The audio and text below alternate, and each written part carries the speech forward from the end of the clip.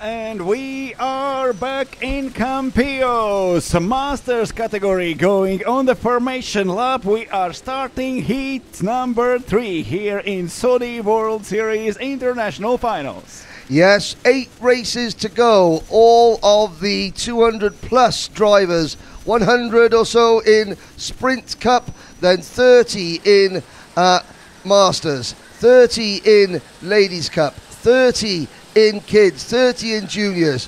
What would that be? 120, 220 drivers have got one 10-minute heat race remaining. They will all go through to the super heats, but this is where we start to get a little bit aggressive, maybe, Gertz. It's where they start to get a little bit worried, a little bit nervous. Here is your starting lineup for Masters. Race number 3, heat number 3 for Masters on the rolling lap. And the grid a little bit resembles last year's finals in the Masters category, because it's Geoffrey Galichet who has qualified on pole position in the heat number 3 in Masters category. Last year's winner is in front now. Yes, indeed. He's just warming his tyres up, coming into play with kart number 1. Then it is his countryman, Frank Vignole, on the outside of row number 1. And on row number 2, we have Brazil's Eduardo Favila and Germany's Marco Lauer. And there on the third row on the grid is Joel Forre and Makoto Kubo. Makoto Kubo already took one win in a previous heat, now is starting 6th on the grid. On the fourth row, it's Jose Pires and Olivier Lorenzon. Bryson Gessan and Juan Esteban are on row number 5. Tero Makinen and Kazufumi Saita on row 6. It seems like it's the best starting position for Tero Makinen so far. Yes, indeed. And there on row number 7, it's Jose Francisco Gonzalez Jimenez and Fabrice Lanús. Luke Niebecker and Andrea Rocco, who drives a lot for the Team PFE in endurance as well. The Italian goes to the outside of row number 8. Farid Taglet and Julien Bezenghi are on row number 9. We got a long way to go back to find the driver that won the opening heat race of the day.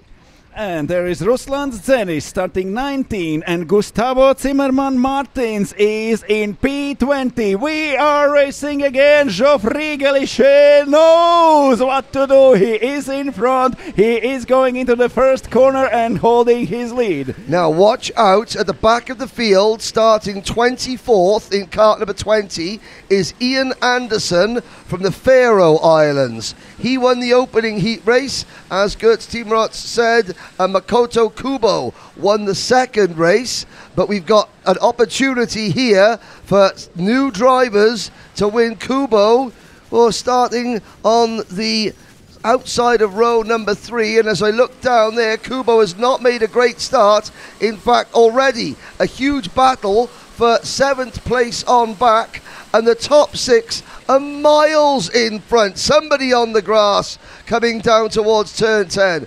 But this is a great breakaway for Galichet, for the number 8 of Frank Vignole.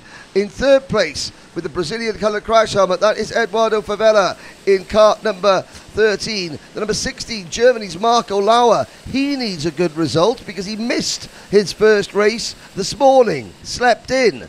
That's Geoffrey Galichet who needs a good result, and now he is going actually for a good result, because after first 2 heats we have Jan Andersen leading and Makoto Kubo in the 2nd place, but they are far behind back in this race, and Geoffrey Galichet is leading before this race. Galichet was in P4, just 8 points short from Andersen. And, Foray in 5th and Gessan in 6th. They're the last 2 drivers in this breakaway. So we've got 4 Frenchmen, 1 German, 1 Brazilian. And bad news already for Switzerland's Olivier Lorenzon. A 10-second penalty for cutting part of the track. And that has put him, he was, he'll be last at the moment, but Lorenzon is up to 8th. That stands to reason because we started 8th, he's still running 8th, but at some point he decided to take a shortcut and missed a corner. It was a slow shortcut, obviously. It was a slow cut. He wasn't missing part of the track. And again, on the live chat, on the 3MK Events YouTube page, that is where we see the live chat. We don't see it if it's broadcast on Facebook or anything like that. It's on YouTube only. 3MK Events. We've already got Makoto Kubo, Rocco, the Italian driver, Andrea Rocco getting lots of support. Big Zimmerman, Big Z, Gustavo Zimmerman Martins.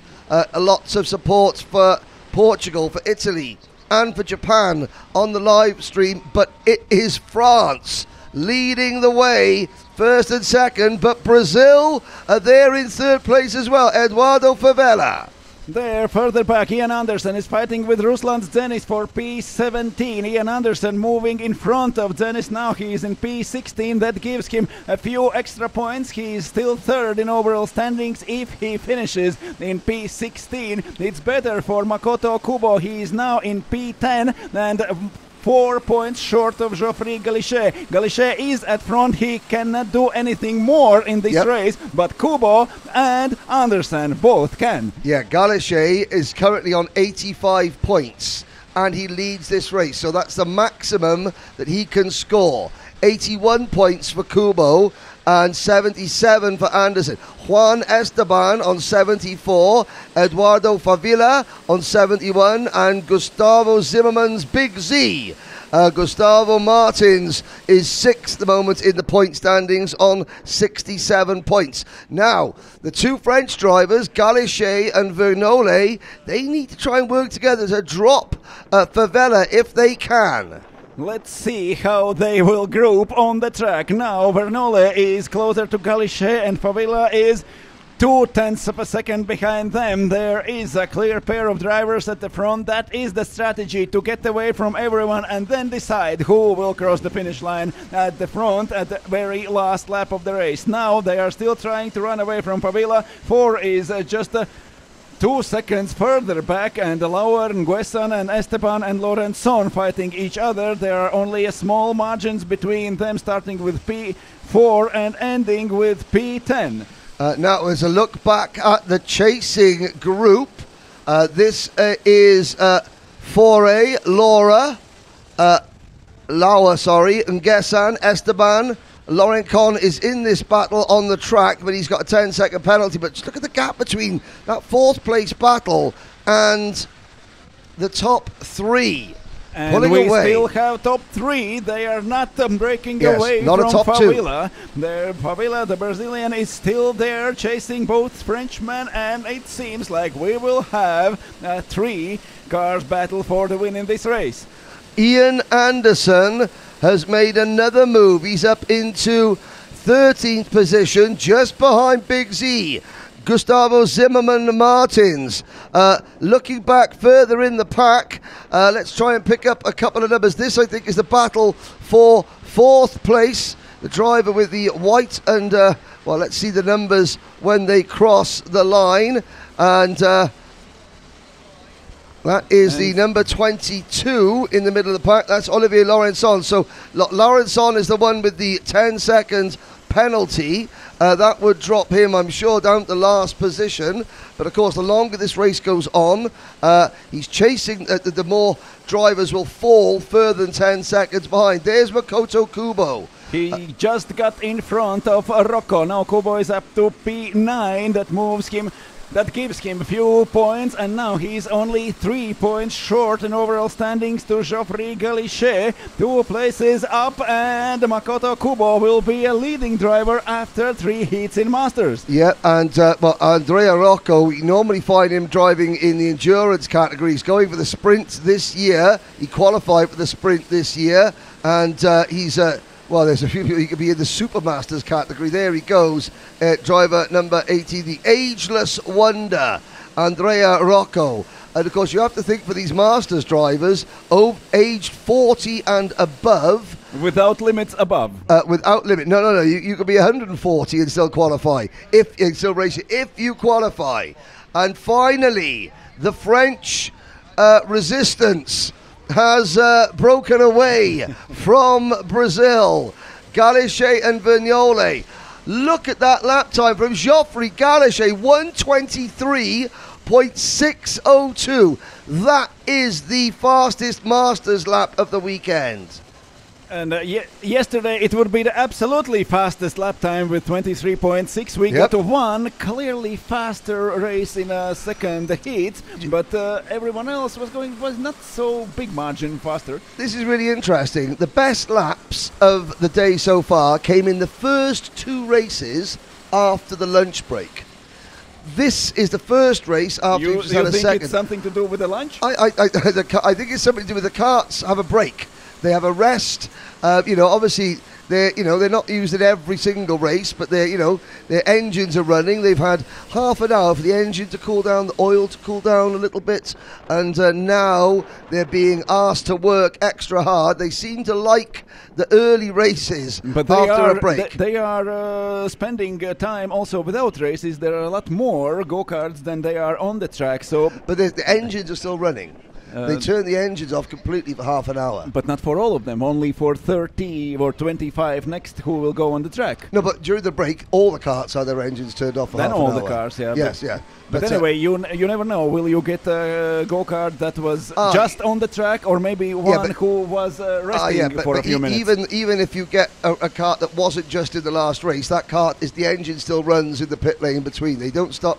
The guys, the Sodi kart team down in the paddock, they're high as a kite because of all the petrol fumes. So that should be something about the engine, not the tires. Yes, it could be. Favilla is hoping that his go-kart wakes up even more. Look at this. This is 4th, 5th and 6th on the road. This is Ngesan, Foray. Laurent Con is down in 15th position. Oh dear. There's an angry person. He's not going to be happy with that. That was, in the blue race suit, number 3. That was Bryce Ngesan. And will not be happy, Ian Anderson. He just got 3 seconds penalty. Now he is classified 12. He sets fastest time in the middle sector of the track. He is still fast, but got 3 seconds for push to pass. Oh dear, now this is the battle. There's the number 2 kart. That is Jose Francisco Gonzalez Jimenez making a move. So Olivier Laurencon, I think he's not ingratiating himself to Bryce Ngesan. If I was Olivier Laurencon, I would just sort of give Bryce a couple of little minutes to calm down. Didn't see what caused Bryce to get so upset, but we did see him waving around. He's now past Laurencon. Anderson has dropped to 3rd because we've got a new leader, not in the race but in the points. Makoto Kubo has moved into 5th place overall, probably as a result of the incident between 5th now and 3rd overall. Yes, 5th now. Fifth out, first overall for Makoto Kubo. Number 22, Olivier Laurencon. Black flag, multiple contacts, dangerous driving. I'm sorry, Olivier, your race is over. These two won't care because they're in their own private battle. The clock has struck 0. Kurtz, they're going to get the last lap board next time around. Is it going to be Galichet or Vignole? Is this lap and one more lap to go. Galichet and Vignole fighting at the front. It's number 22 giving the black flag, and that means he will have to retire. He will not be able to continue like the drivers who got the seconds penalties and still remaining on the track on the same positions. Geoffrey Galichet is leading. He's breaking away a little bit. He knows when to do that. There's Vignole right behind him. Can he accumulate this speed through 2 corners? He's closing in, and there is Geoffrey Galichet right in front of him. This battle is for a lead. Makoto Kubo up to P4, and now is already 2 points ahead of Geoffrey Galichet in the overall standings. We had the same situation in the last kids heat where Jude Puddyfoot led the entire race up until the last lap when Livio Innocenti went by. Galichet has led the entire race. We're now halfway round, 2/3 of the way round the final lap. And it is Vignole who takes the lead. from Galichet. Can he hold on? What can the reigning defending champion in cart number 1 do? One more point of Galichet's lead in overall standings. It's Frank Bernoulli now leading. Galichet goes inside, going downhill, 3 corners to go to the end of this race. Galichet is inside and through. Frank Bernoulli showing some gestures with his hands, but Very there Gallic. is nothing he can do anymore. It's Geoffrey Galichet. Oh! Side by side. There is 100th of a second between them, and it's Frank Bernoulli who takes the lead, and Geoffrey Galichet is second. There was only inches between their front bumpers and their transponders. The next time anybody makes fun of drivers who jump up and down in their seats and says it doesn't make a difference, well, it does. The rear axle just rotates that little bit quicker. It gives the rear tyres that little bit more bite, and it just helped Frank Bernoulli win this race by 0.17 of a second over Geoffrey Galichet. Favila third, Makoto Kubo finishes fourth. He provisionally takes the race lead, takes the overall lead in the point standings with 87 points over Galichet on 83, Anderson on 81.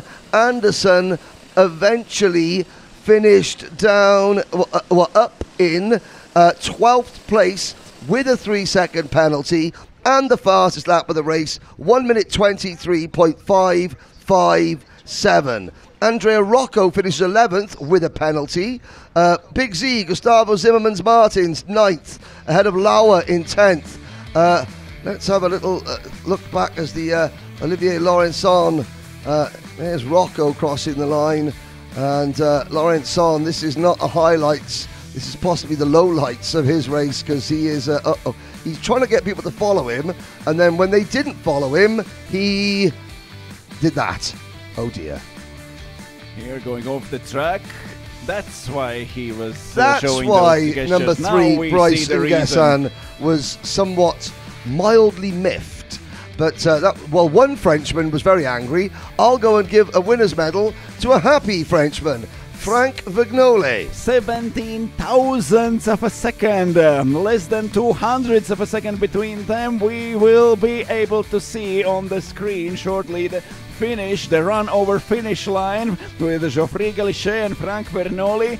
Here they are fighting through the last corners. We can see how different a line took Bernoulli through the 17th corner, and then side by side Geoffrey Galichet doing everything he can, but actually it seems like Frank Bernoulli already did everything he must had to do in corner number 17, in penultimate corner, taking different line, accumulating his speed, going out to the finishing straight, and then taking the win by 100th of a second. Frank Bernoulli in first place, Geoffrey Galichet is second, and there comes Eduardo Favila in P3. Makoto Kubo with the fourth place in this race is leading overall standings after our first day of heats. So as the leader in master category, Makoto Kubo will go to the super heats on a Saturday, on day after tomorrow. Makoto Kubo is leading overall standings with 87 points, 83 for Geoffrey Galichet, moving up with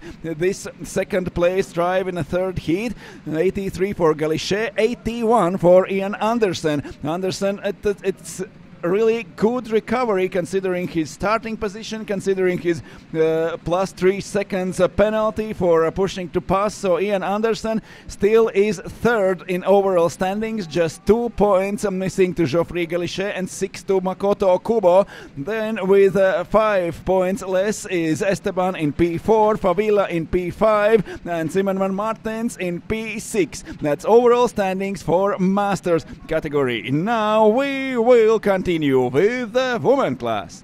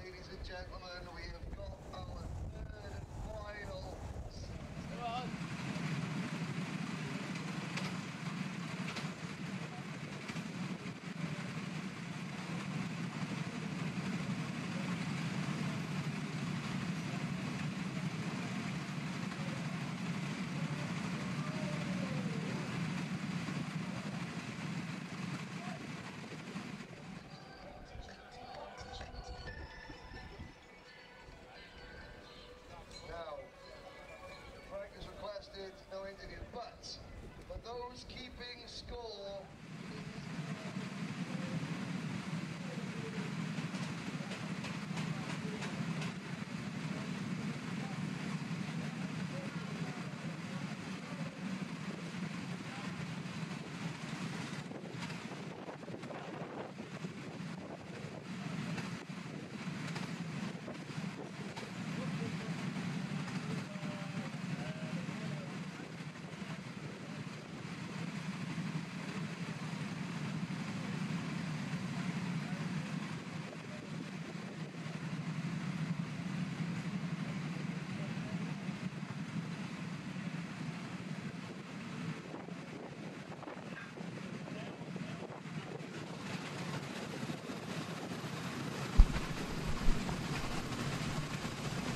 And we are going back on the track with the women category, starting heat number 3. Today we have already some multiple heat winners, multiple race winners. Yesterday we had only one multiple or twice qualifying winners. It was Debbie Wolfs. She took pole position twice in yesterday's qualifying and is starting at the front of the grid in the heat number 3-2. So Debbie Wolfs starting first, Sarai Garcia is second. Also great fights within the first and second heats. Ines Kruchkova on the grid in P3, Sofia Tsimbal in P4. Then is Carla Fade starting P5 with Julia Špičák. Also won one qualifying race yesterday, now is starting P6 in this third heat today. Lea Tajnikar from row number 4 together with Anna Vodecka. Then 9th on the grid is Aliona Palchik and 10th Melody Robin. Then Anja Barret and Florentien Maudrich starting from row number 6. Followed by Anastasia Tereshchenko and Natalia Ibanez Gonzalez in row number 7. Row number 8, Margot Biel and Elisabeth Johann Schulze. Then row number 9, Carol Bourgeois and Vanessa Lario. 19th on the grid, Celine Tabhuri and 20th, Nicole Protivova. 21st, Lena Marianne Boge and 22nd, Frederica Zetakova, then Felicia Heinz, Joanna Moreira, Sechli Hin, Evelina Mantiu, Rosanna Marciano, Heidi Draganic, Elisa Rocco, and Julie Tilkin. We are back on the grid and ready to race. I've just seen the best username on the live chat, Perry McCarting. Not Perry McCarthy was a British racing driver. He was the original Stig on Top Gear. So the first one, the one in black. Perry McCarting, supporting Chile. Greatest name I've seen this week so far on the live chat. That was a good race. Let's see if this one is any better. Carla Fade, Debbie Wolfs, the two winners so far. They start first and fifth. And there is Sarai Garcia together with Debbie Wolfs on a front row on the grid. Ines Kruchkova and Sofia Tsimbal from the second. Green flag is up. We are waiting. It goes down. And the woman category starts racing heat number 3. Debbie Wolfs gets away fast. Sarai Garcia is second behind her. There is a fight between Ines Kruchkova and Sofia Tsimbal for the third. And I have to say, Margot Biel, Anna Vodecka, both getting plenty of support online. Poland and France are in the house as we look at the field plunging through turn number 6 now. And look at that, that's 2 for 6 wide. Oh dear. And that was Nicole Protivova on the outside. Well, you just can't fit 6 go-karts around one corner. And even with a 2 meters wide curb on the outside, there was not enough space. And yes, it wasn't to be. So hopefully Nicole Protivova, who was, well, she was 7th 2 years ago, 6th last year. And she's going to have to do something special in Saturday's Superheat and then Saturday's final to get up to that position.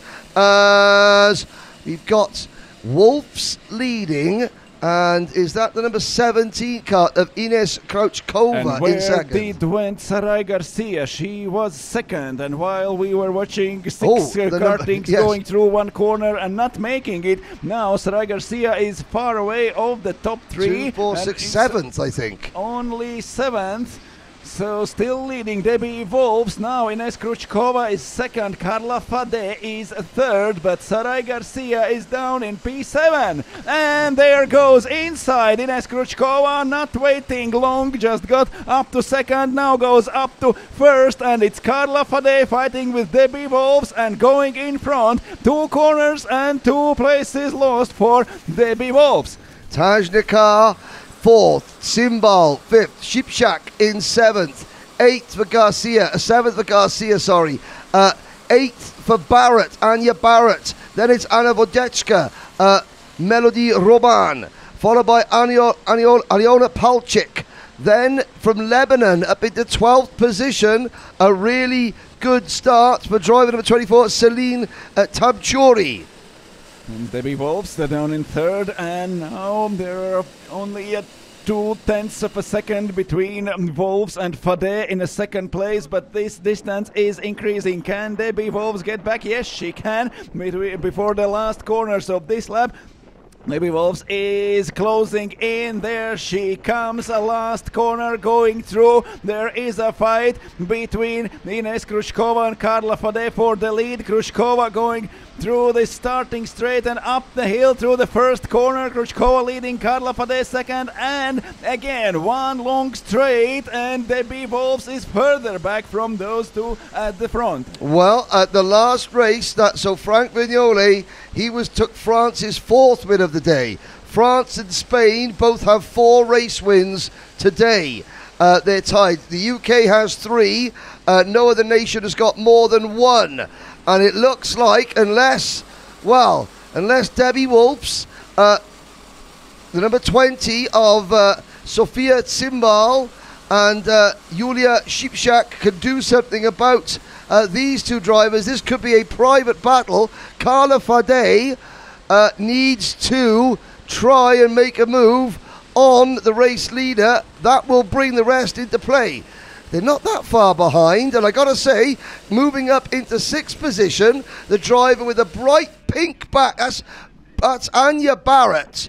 And, And goes inside Carla Fade, fight for the lead. Number 8 goes through. Carla Fade is leading. Ines Krauchkova now is second, but I wonder why Debbie Wolves is falling back. She's driving, it seems different than before. She's going wider at the exits of the corners. Does the go-kart not hold up so well as before? We do not know, but she is slower and is falling back to the company she did not want to meet there.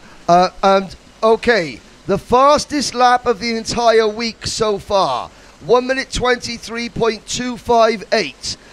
Sofia Tsimbal has just done a lap of 1 minute 23.463. That's almost the fastest lap of the entire week so far. Debbie Wolves down to 4th now. Penalty.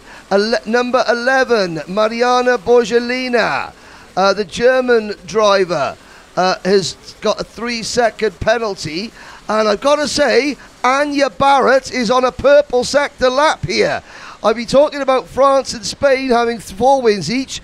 Britain have got 3 wins. Could Anya Barrett shock the establishment? She's got some work to do. There she is in cart number 18. She's now right on the rear bumper of the Wolves Shipshak Tsimbal battle. And Wolves has lost to Spicak, also Barrett coming in and getting better times in the different sectors on the track. There is Debbie Wolves still losing places during this race. Carla Fade is leading, Krauchkova second. They are at the front on their own. There is already almost a second between them and the third placed driver. Now, and Debbie Wolves gets back. Yeah, Debbie Wolves moves back to 3rd, but Carla Fade leads the point standings now.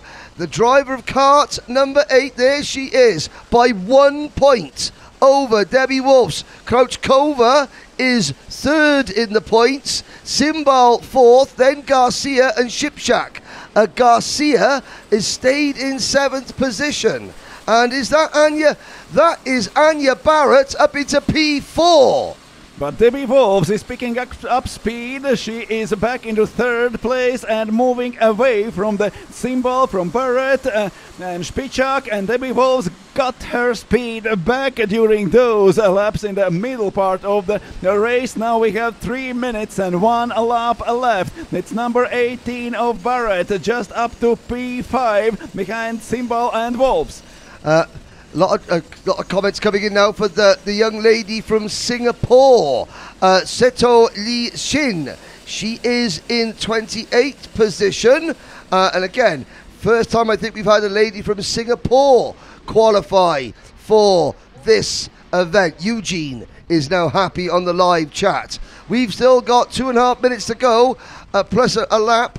It's Fade, Crouchover, Wolves, Barrett, Shipshack, your top 5. Simbal, Vodechka, Garcia, Palchik and Tajnikar, your top 10. Maudrich, and goes inside Barrett. Debbie Wolves was third and now is fourth. And through goes Barrett with number 18 up to third place already. She came from the end of the first 10. Can Anya Barrett, pretty in pink, can she head up towards the top 2 and give the 2 French ladies lead the race a run for the money? Oh, there's another move. That's Debbie Wolves going back to the inside and saying, no, come on, work with me.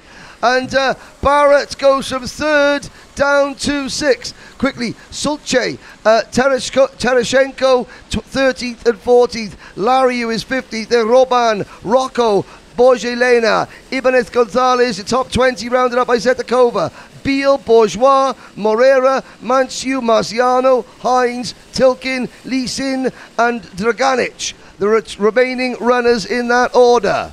And Anya Barrett is unstoppable. She just lost 3 places because of Debbie Wolves' a very, very good tactical overtaking move, taking together with her also Spicak and Simbal. And now Barrett is back in front of Sofiat Simbal. There she is, number 18, and Debbie Wolves still chased by Spicak. I say because Anya Barrett has just received a 3-second penalty for pushing she was driving so great. Well, let's have a look. Now the field's quite spread out. That would still, we'll try and find out. It would still put Barrett in the top 10 at the moment. Fade, Wolves is fighting for the lead in the points. Fade, we're going to play that. Are we going to be playing her song on the podium? Is it going to be Fade? It's Carla Fade on the podium. Once again, she's looking for her second win. And Debbie Wolves took 2 wins, took 2 pole positions. Carla Fade trying to take 2 wins. And going 1 minute 23, can women category also get 1 extra lap in this race in a third heat? There are 14 seconds left and they are going through the last corner. They are onto the starting straight. 1 or 2 laps till the end of this race. They are over finish line and we have 1 extra lap to fight. Karla Fade and Ines Krushkova. Do you know why we've got 1 extra lap? Because Carla Fade has just done the fastest lap of the entire week. Any category. 1 minute 23.117 seconds. No one has been there. No one has got... Well, that is incredible. Carla Fade, faster than any of the drivers in the Sprint Cup. Faster than any of the Masters. And I say that she is the fastest woman, the fastest driver here out of everybody this week. She's coming through turn number 12 and 13 now. Crouchkova, to her credit, has just done the 2nd fastest lap. No, the 3rd fastest lap. The lap times have come plummeting down. The ladies are faster than the men. Spicak and Simbal also going to 23.1 seconds. Fantastic speed now on the track. But Carla Fade with this one record fast lap does everything to hold her leading position here in this race. We have 1 lap to go and there are 2, almost 3 tenths of a second between Fade and Kruchkova. Kruchkova goes right behind, going uphill, getting very good line at the exit of the first corner. Can she fight for the win still in the last lap of this race? It seems like she got a plan. Yep. Carla Fade, we've seen it happen the last couple of races.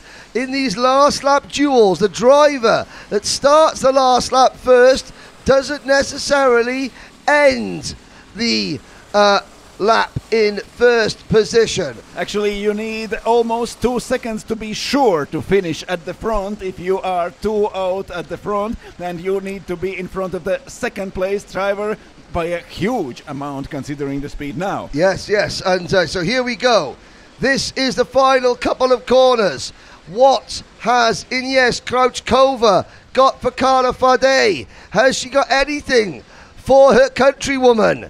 Into turn number 16. She's going to try the crossover, the up and under. And Kruchkova goes wide in a turn number 16, still is behind in a turn number 17. We have 1 corner till the finish straight. They are out on the straight. Carla Fade is leading and Ines Kruchkova takes second. There comes Debbie Wolves fighting for the third place. Wolves in third, Simbal fourth, Spicak the fifth. 2 Ukrainian girls in the top 5. Then Barrett Vodecka, Sara Garcia, Palchik, Tereshkova, Tahuri and Elizabeth Schulze. Anya Barrett will finish 10th after her penalty. But still, that is a storming drive. She still gains a place from where she started. Parchik Tereshchenko, Celine Tabchuri from Lebanon, 11th. Suche is 12th for Latvia. Lariu, Tajnika, Rocco and Modric, the top 16. Roban, Bojelena, Ibanez Gonzalez, Zetakova, Margot Beal, Carol Bourgeois, Moreira is 23rd, Jules Moreira. Then it is Australia's Felicia Hines in 24th, Evelina Manchu 25th, Julie Tilkin, Rosanna Marziano, Draganic, and rounding out the field from Singapore, Seto Lee Jin. Well, I'm going to head down to the podium very shortly. The music maestro down at the podium better cue SL2 on a ragga tip up, because that's Carla Fade's theme music, and she's going to be receiving another trophy soon. Now a short recap of this race. Debbie Wolf started first, got a great getaway from the pole position, but the fight started a little bit later. We saw almost everything during those 10 minutes. There are 6 go-karts side by side, leaving the inside open, and not everyone survived this battle. This is number 6 of Natalia Protivova. She got out on the first lap of the race, but Debbie Wolves was leading not for a long time. Ines Kruchkova went through and then started a lot of trouble for Debbie Wolves. She recovered to the third place to the end of the race. There was a great battles during the first 5 spots on the race. Carla Fade took the win, and now she is leading also overall standings by 1 point. This win for Carla Fade was crucial. Absolutely astonishing drive from Anya Barre. She got a 3 seconds penalty, but anyway, that was great. She was driving there on the track. Sarai Garcia takes 6th, Spicak is 5th, Simbal 4th, Wolves 3rd, Kruchkova 2nd, and Fade takes the win. Fade is leading with 90 points after 3 heats in women category. 1 point less for Debbie Wolves. She's 89, 83 for Ines Krushkova. In third place, Sofia Tsimbal with 81, 77 for Sarai Garcia in P5 in overall standings, and then is Julia Spichak with 75. Now we are getting ready for a Sprint Cup drivers. 4 groups of Sprint Cup drivers will come on the track, and we are going through the third heats here in Saudi World Series.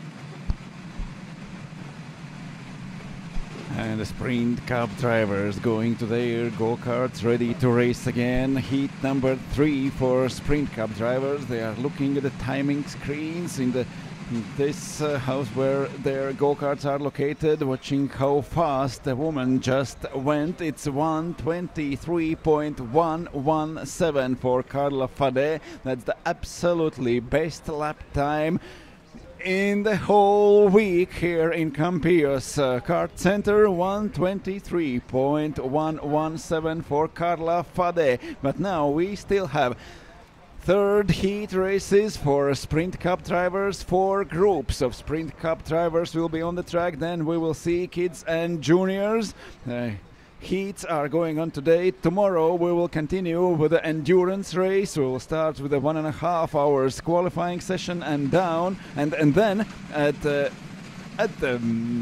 noon, at the 12 o'clock, we will start the 12 hours race and finish that on the midnight. So tomorrow it's a resting day for all those drivers we are watching now, and day after tomorrow, Saturday morning, they will be back for super heats and for the finals. So the World Series International Finals going on. We are waiting for the green light at the exit of the pit lane. Safety car is there. We are ready to race again.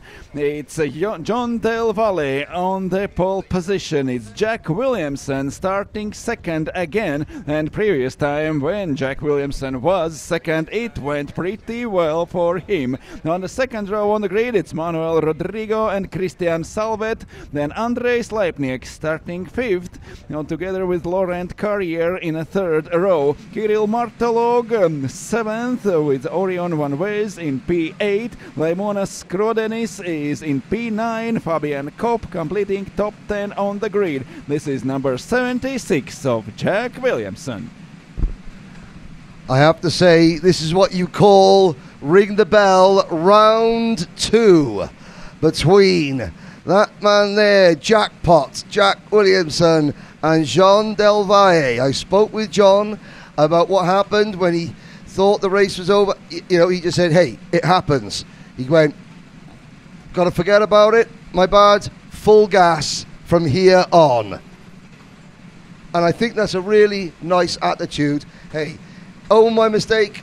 Hey, whatever happened, nothing he can do. Nothing he can do. Let's just focus and make sure that I can slow down and cruise around the last lap of the next race because I'm so far in front of everybody else. And the Dutch are back on the live chat. Kern BF Motorsports, Holland in the house. The Chileans are back in. Perry McCarting, Carolina Paredes is in, and we have got the Portuguese fans. I know that many of you are very upset today from the passing of Diogo Jota. Let's hope that some of the go-karting can put a smile on your faces. There is some dispute with the driver who maybe forgot where he was, what he was doing. He knows his number. They get their numbers for the whole week. They are changing the go-karts, but not changing their numbers. It's incredible. Some drivers, what number am I again? Or was he late now? What's going on here? There's a dispute. I can't see who that driver is. Let's try and see. There's Martin Roivers. So there's walking to the left. He runs KartCenter Campillos, and I have to say he does a fantastic job. There's a 30-hour endurance race here every October, the first week of October. It's 15 hours one way, 15 hours the next way. They don't stop. The carts keep rolling. They use a cut-through. Pace cart comes out. The sign... So for the one lap, they go like in a 8 figure? A figure of, yes. 50 teams. It's sold out every year.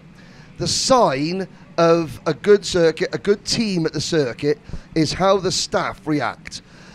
After 25 hours of racing, the staff were doing the Macarena live on the live chat. Are you sure they were the same persons? They were there at the beginning of the race. Yes, they were. Yep, they were.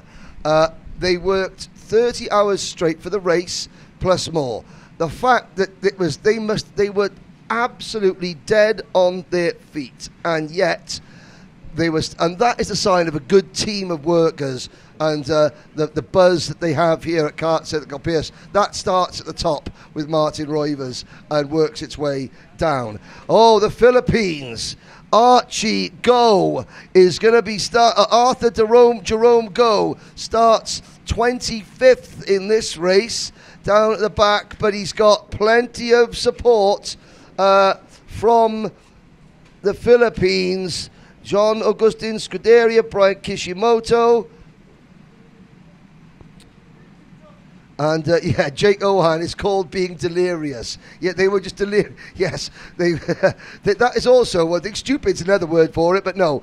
I worked as a marshal. I started off working many years ago in the mid-1990s at a kart track as a marshal when I was 15 years old. I'm still best friends with a lot of the kids that I worked with back then, because we had such a buzz between us. We kept each other going. That's what the staff here at the KartCenter Campillos do as well.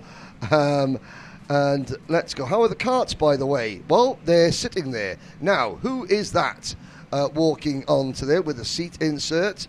And with the helmet off. Yes. Now, that's a different race suit than the one who was complaining about something there. Yes, yeah. And I'm not quite sure what's going on.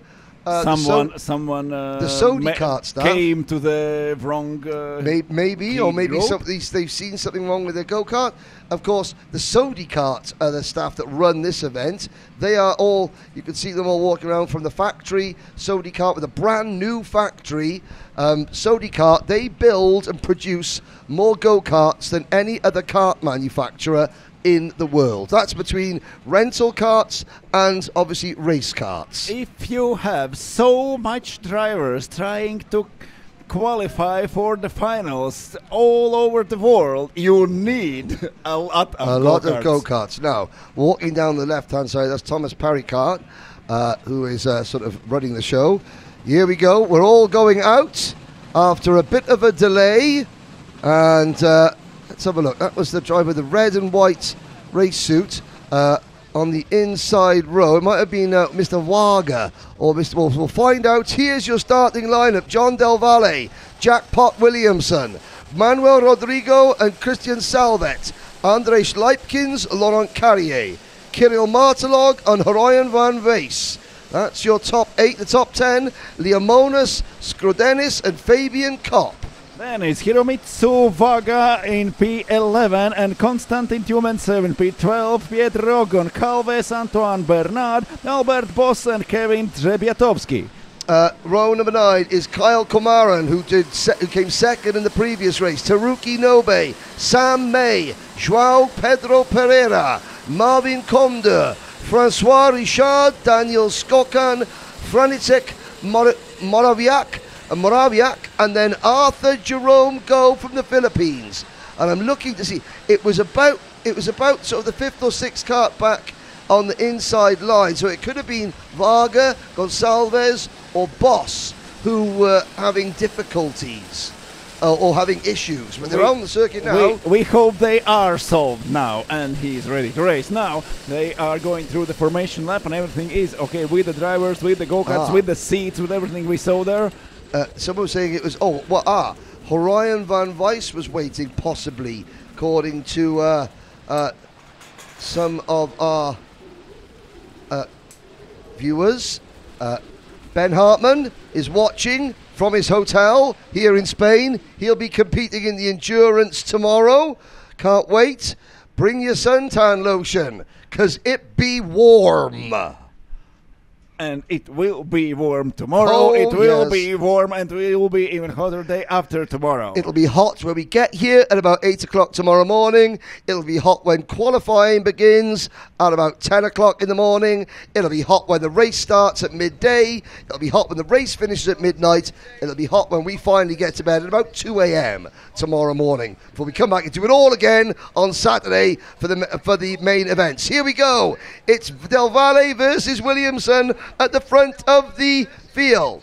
Then on the second row, it's Manuel Rodrigo and Christian Salvet. On the inside is Andres Leipnieks. On the outside, Laurent Carrier. The green flag is up, and we are ready to raise the flag. Goes! And it goes down. We are racing again. A great getaway from Jack Williamson. He's got in front. Rodrigo Manuel pushing John Del Valle into the first corner. Del Valle was slow, but now it's Jack Williamson who was left outside in the first corner and now is losing places. And Williamson, I think, drops to 4th position. There was no way that Rodrigo was not going to push his fellow Spaniards to the front of the field. Oh, and who is that? This kart's running wide, and there's the number 78 in difficulty. Skokan. That is Daniel Skokan from the Czech Republic. Here we go. We are racing, and it is Del Valle in the race lead. Dust being kicked up. It looks like 3rd position. That's a good start from Christian Salvet from Estonia. As I say that, he gets muscled back to 4th from Horion van Wijs. Horion van Wijs goes through to the 3rd place. There is Manuel Rodriguez in 2nd, and John Del Valle very slow at the getaway from his starting position, but now still holding the lead, and very, very unfortunate start for Jack Williamson. He was in front going into the first corner. He stayed on the outside, and there was a whole train of drivers going in. Yeah, in some respects, he's quite lucky to come out in... Where has he dropped to? He's dropped to... P9. At least P9. Yeah, down to 9th position behind Kyle Kumaran. Kyle Kumaran looks like he's been shot out of a cannon. He started on the inside of row 9, and he's now in P9. That is a heck of a start. Unfortunately, João Pedro Pereira has got a 5-second penalty already. That drops him to the back, and Philippines, we have... Brian Constante, big shout out to you. Your man Arthur Go is up to 23rd, and yes, you are right, Mars Nawaz. The Indian Express is on a charge again.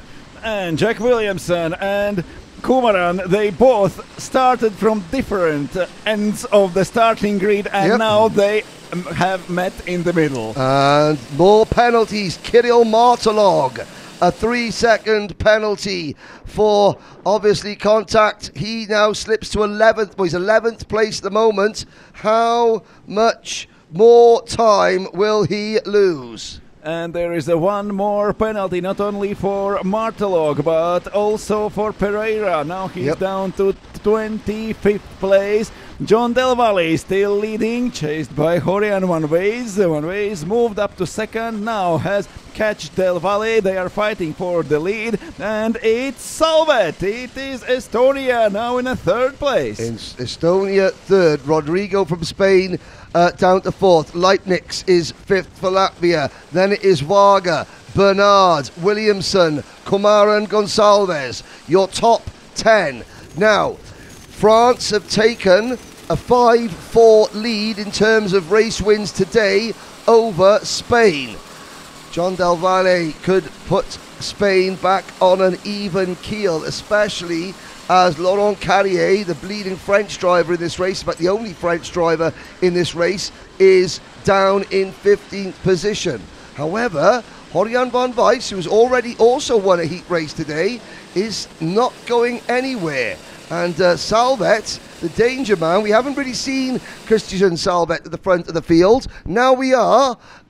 He's a bit of a wild card. He qualified in P6, quite a quick qualifying lap for Christian Salvet in qualifying number 3. Now he's 3 places up in top 3 and still following Del Valle and Van Wijs. They are together, they are trying to pull away, and it seems like they have some success in that. I mean, they're certainly pulling away from Manuel Rodrigo in 4th position. The gap between Salvet in 3rd and Rodrigo in 4th is 1.3 seconds. Andres Leipnix has now set the new fastest lap of the race. He's in 5th position, but he's 2.5 seconds behind John Del Valle, the race leader. And Horion van Wees, it seems like he's building the gap behind. He's pushing and pushing away John Del Valle.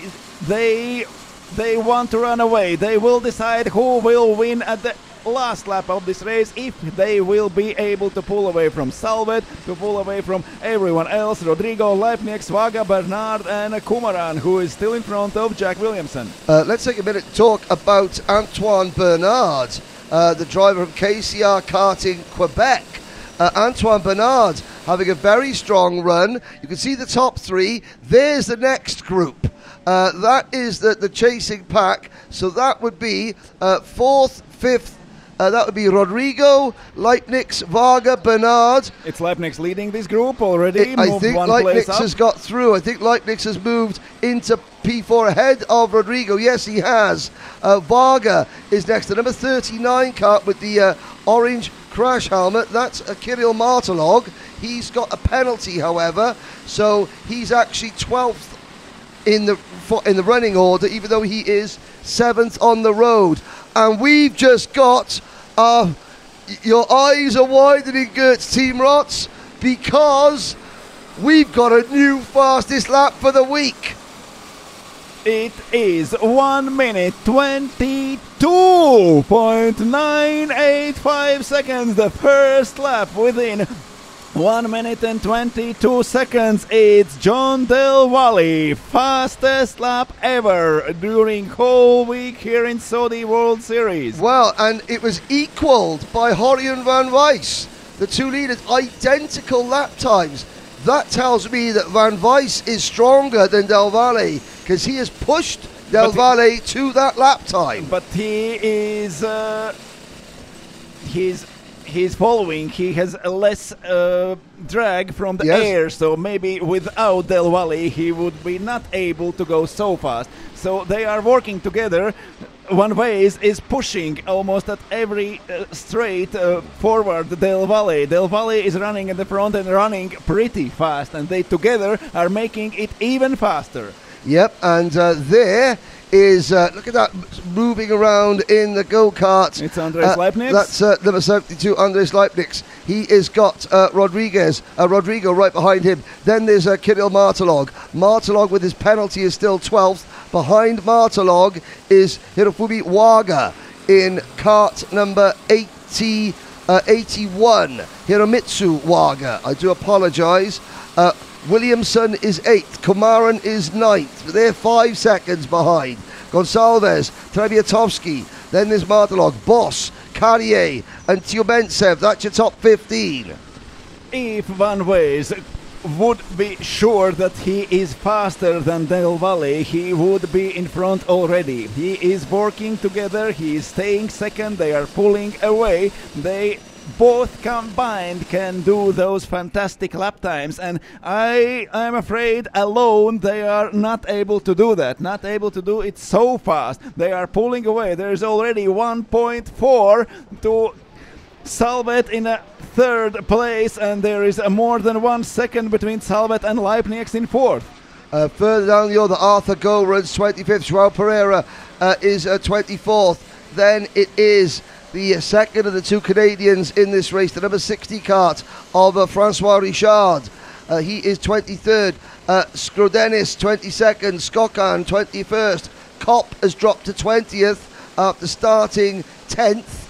Then it's Morawiak, Nobe, Boss, Comder and May rounding out your top 15.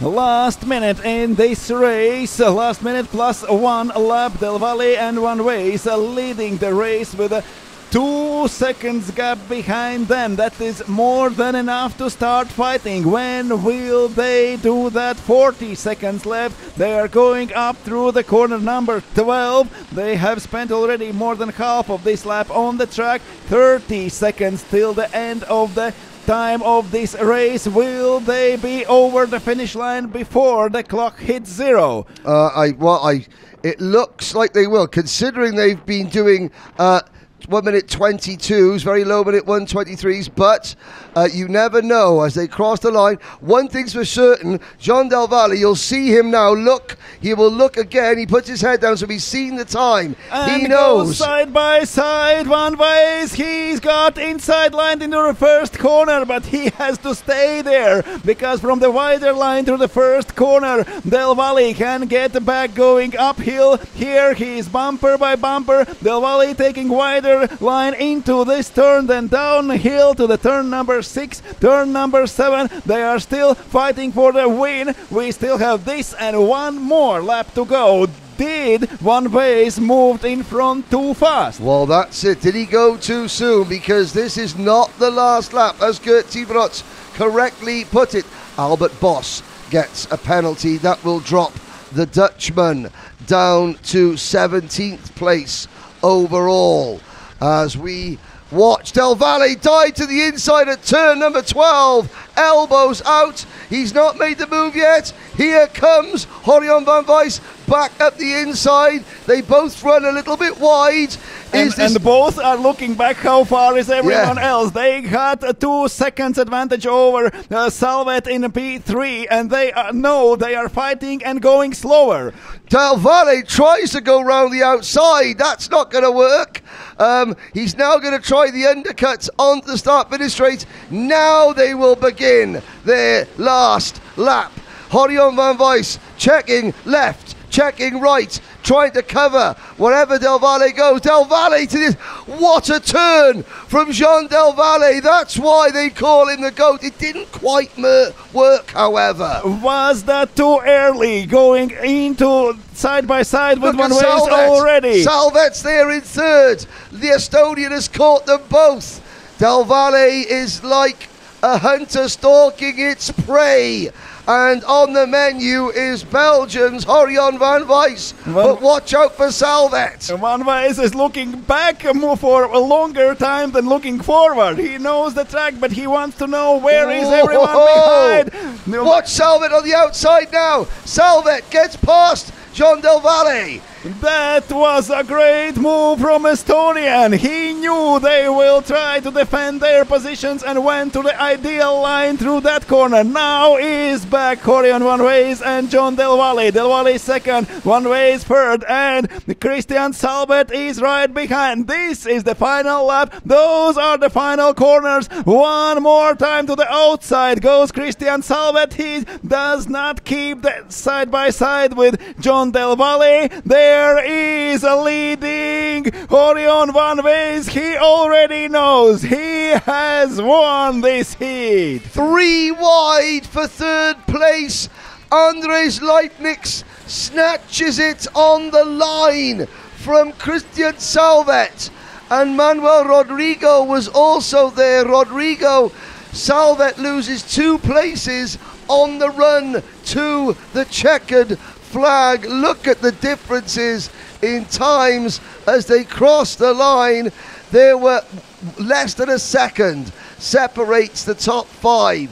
What a drive for number 100 Antoine Bernard to finish 6th. Hiramatsu Waga 7th.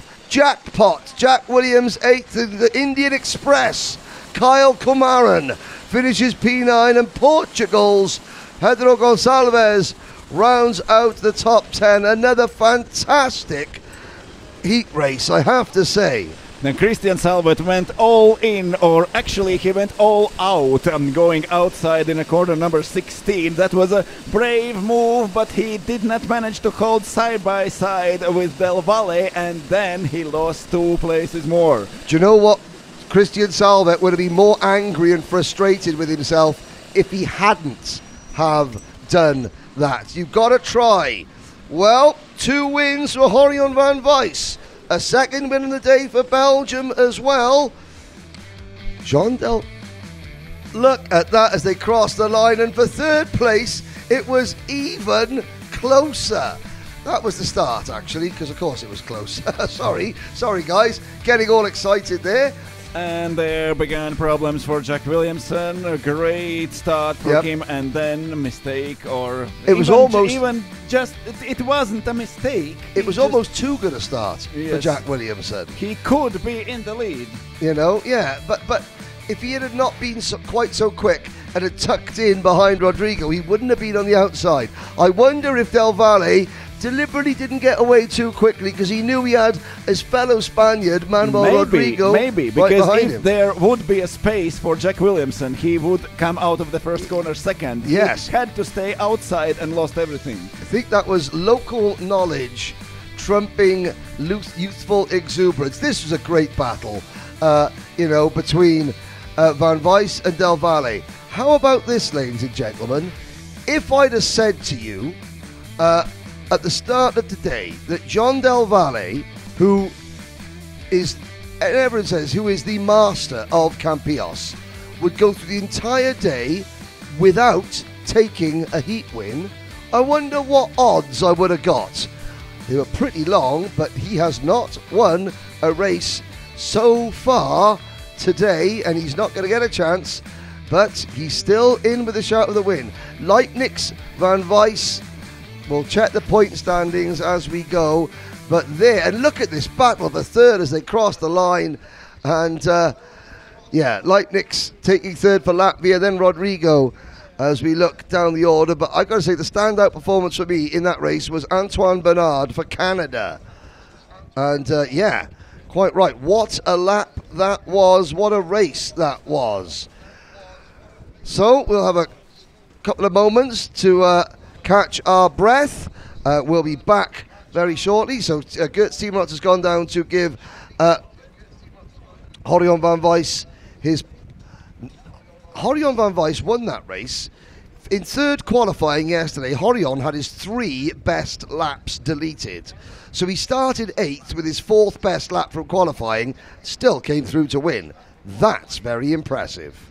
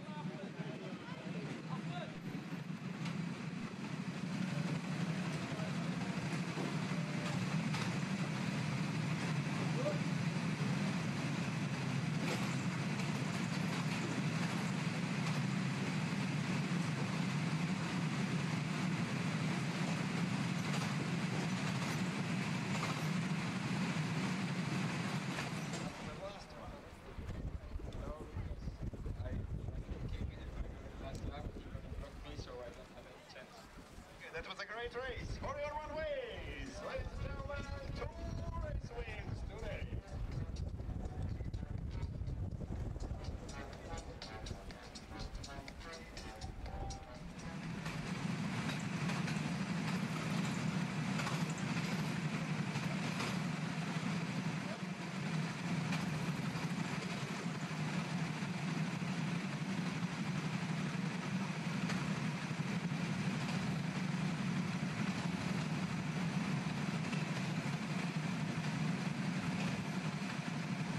we look at Thomas Condaminas, who is due to start Group B from pole position. He won his first race earlier on. Seems a long time ago in such dramatic fashion. There he is, watching and waiting, and already he has got some support in the online chat, and people enjoying the racing here.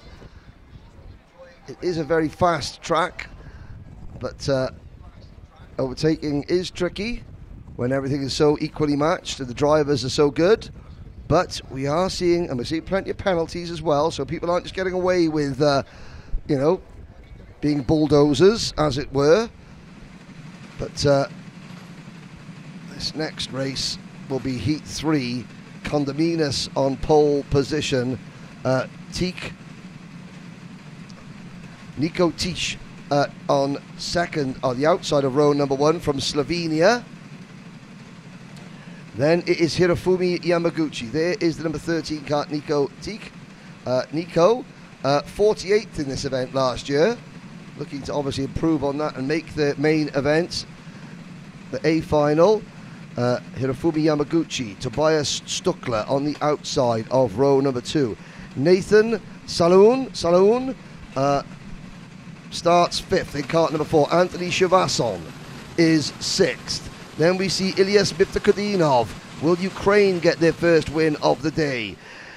Karmo Kerb in kart number 31. Well, Estonia have just had one good result. Can Karmo Kerb give them a second? Kevin Tovenan is fit on the inside of row number 5. Harry Suoninen from Finland then is in 6th position. Octavian Lungu, we know he's quick.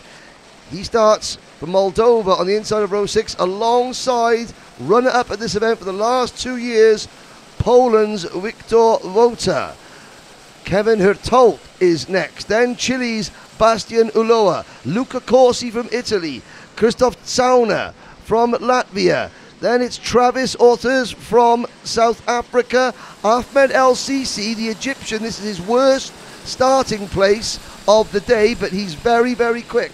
Augustine Gamboa from Chile. Dwight Edwards Jr. from the USA. Maxime Leduc from Canada. Alexis Yanin, again very fast, but starting 22nd for France. Clemens Pichler from Austria. Then we have Fawaz Youssef and Samuel Turanek rounding out the field. Fawaz Youssef again getting plenty of support from Kuwait on the live chat. Plenty of support for Ukraine, for Estonia, for Anthony Shavasson, and of course for our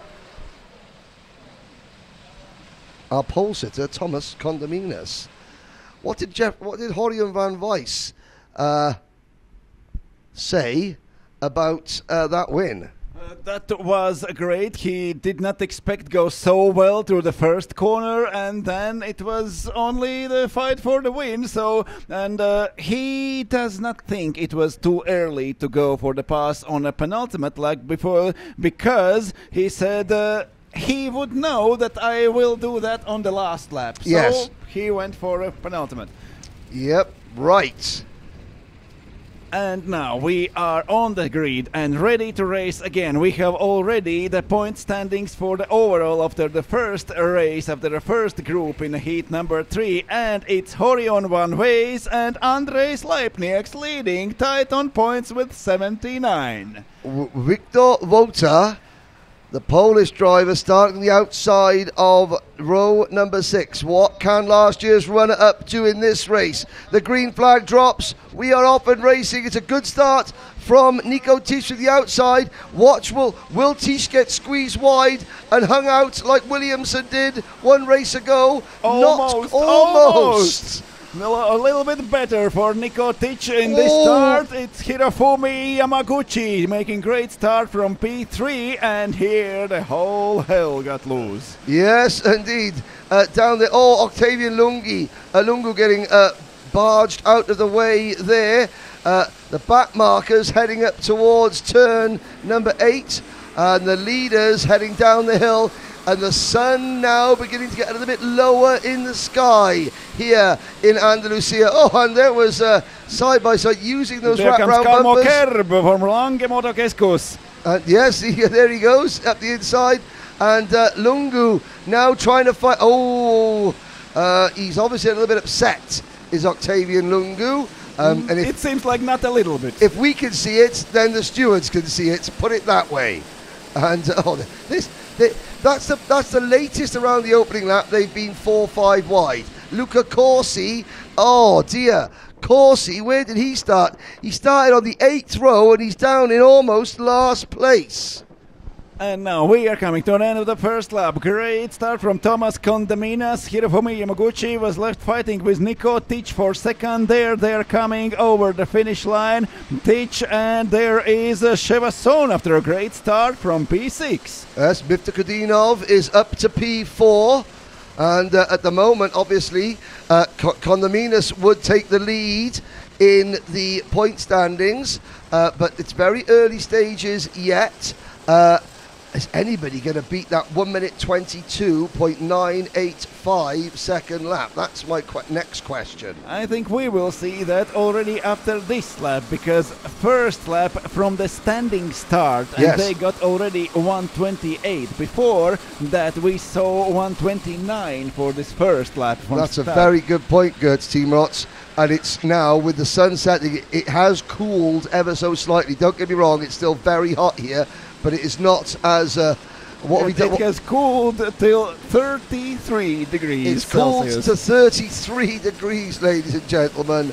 And I will I'll quickly update you on, as you're watching the early stages. So, for those of you watching around the world, it is, let's have a little look. It Maybe is you can send in comments how many degrees are there, Yeah. where are you watching, and maybe someone has got more than us. Yeah, give it in Celsius, not Fahrenheit. 33 degrees here in Campillos. Again, that's hotter than the Bahamas. It's hotter, yeah. It's the same temperature as in Abu Dhabi at the moment. The Grand, it's only 8 o'clock in the morning. It's cold in Death Valley. It's cold.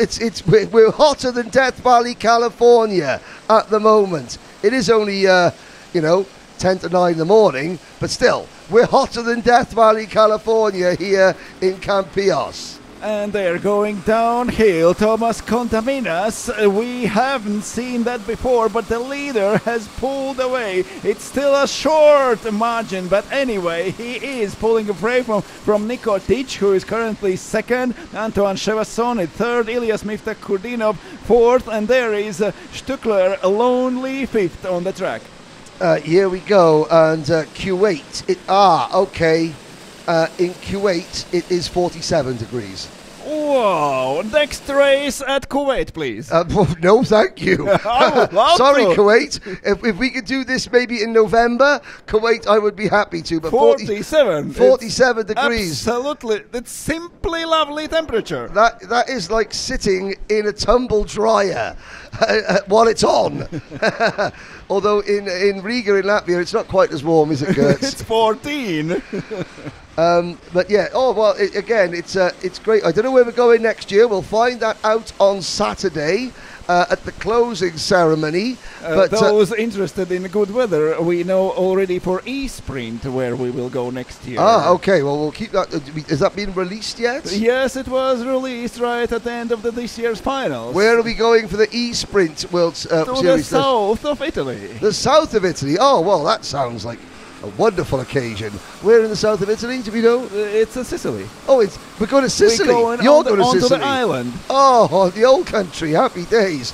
Here's the battle for the lead. Condaminas and Mifta Kudinov.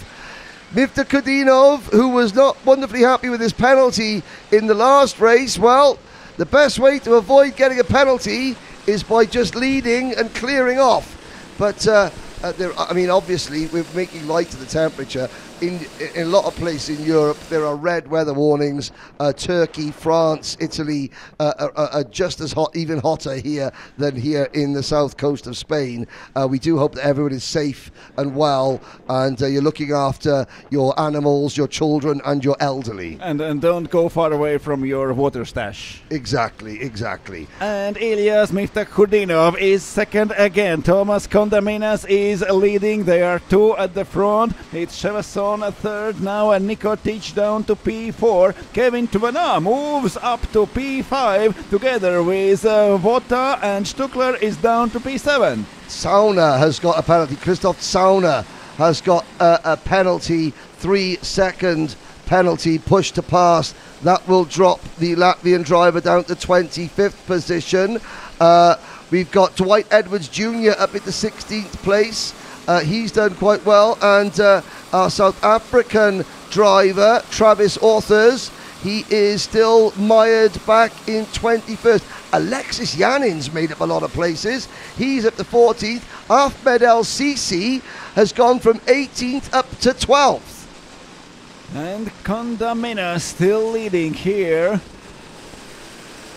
But look, is that now? That's the number 38 It's cart. Tuvana, Vota, Kevin and Tuvana. Stuckler fighting for 5th, 6th, and 7. It's Tuvana and Vota just got in front of Stuckler, but Stuckler is still there. He is ready to fight back. Now, the top four, nose to tail. Kondaminas, Miftakhudinov, Shevason, and Tich are the front four on the track. Miftakhudinov pushing Kondaminas away at the front. He obviously wants to just give himself enough room for one opportunity. He understands, hey, it might be a battle then, but I'd rather defend against 3 carts at once when I'm leading than be, in the middle of a sandwich. Because, of course, if he goes to try and make an attacking move and there's someone directly behind him, then he is susceptible to losing a place more than gaining a place. Very different lines from Ilyas Miftakhudinov during 6th, 7th and 8th corners of this track. Did he do that trying to get in front, or did he do that gaining bigger speed to push forward the leading Thomas Kondaminas going downhill to the turn number 9? Now they have got a little bit advantage over Antoine Shevason in P3, so it seems like Miftakhudinov is working together with Kondaminas to get in front and to get the safe space behind to try to get in front. And down towards turn number 16 we go. And Miftakhudinov has been pushed. I wouldn't be surprised now if these two, Kondaminas and Miftakhudinov, let's look at their lap times this time around, because Miftakhudinov has been pushing. If they're not going to be identical lap times, they're going to be very, very, very close indeed. Their best lap times are separated only by 1,000th of a second. Well, there we go. 1 minute 23.067 for Kondaminas, 1 minute 23.068 for Miftakhudinov. Again, it's only 1,000th of a second, so they are driving lap after lap. Miftakhudinov is still second, Kondaminas leading, then Shevason and Tich fighting for the 3rd and 4th. Tuvana is 5th, followed by Vota and Stuckler, and then there is a gap of 1.7 seconds till Yamaguchi is 8th place. He is followed by Harri Suoninen, then El Sisi up to P10 together with Janan. Lungu in P12, Salaun goes down to P13, and Karmo Kerb got some places and up to P14. They've woken up in Connecticut. On-track karting Wallingford as giving a lot of support to Dwight Edwards Jr. all of a sudden. So wakey, Team USA. Edwards is up in the 15th position. Now, considering that last year Dwight Edwards came here and finished 70th. Inside, Ilyas Miftakhudinov is not waiting longer. The time is not over. We still have 15 seconds to go. Miftakhudinov, it's 3 laps before the end of the race, and he goes in front. Was that too soon or just on time? We will see during those next 3 laps. Yep, the clock strikes 0 now. So next time by, they will see the last lap board. This will be a 9-lap race once again. Let's not count out the number 60 cart, Anthony Shevason. Let's not 68 cart. Let's not count out the number 13 cart of Nico Tich. I was just saying that last year Dwight Edwards finished 70th. He's doing a lot better this year. So the go-kart, the on-track karting in Wallingford, obviously their program, their Saudi World Series events are getting to a higher standard. Here comes Condominas. Is he going to have help from his fellow Frenchman? He's looking back, he's not going inside, he saw what is going on behind, so not to be left out from the train coming behind. So Ilyas Miftakudinov is still leading and Thomas Condominas still second. Even with the second place in this race, Condominas will lead the overall standings by 2 points, but he's not going to stay second. He goes in, he pushes Miftakudinov wide, and they are losing both. Antoine Chevasson, just like Henry said, don't count him out. And Chevasson did exactly what Condominas did in race number 1. Watched as the two leaders shoved each other wide and took over the race lead. The only difference is that when that happened with Condominas, it was with about 1/3 of a lap to go. Chevasson's got an entire lap to defend. Miftakudinov has been denied a win. Warning flag going out for number 63. That is Maxime Leduc. That doesn't matter as far as the race lead is concerned. Nico Tick watching this.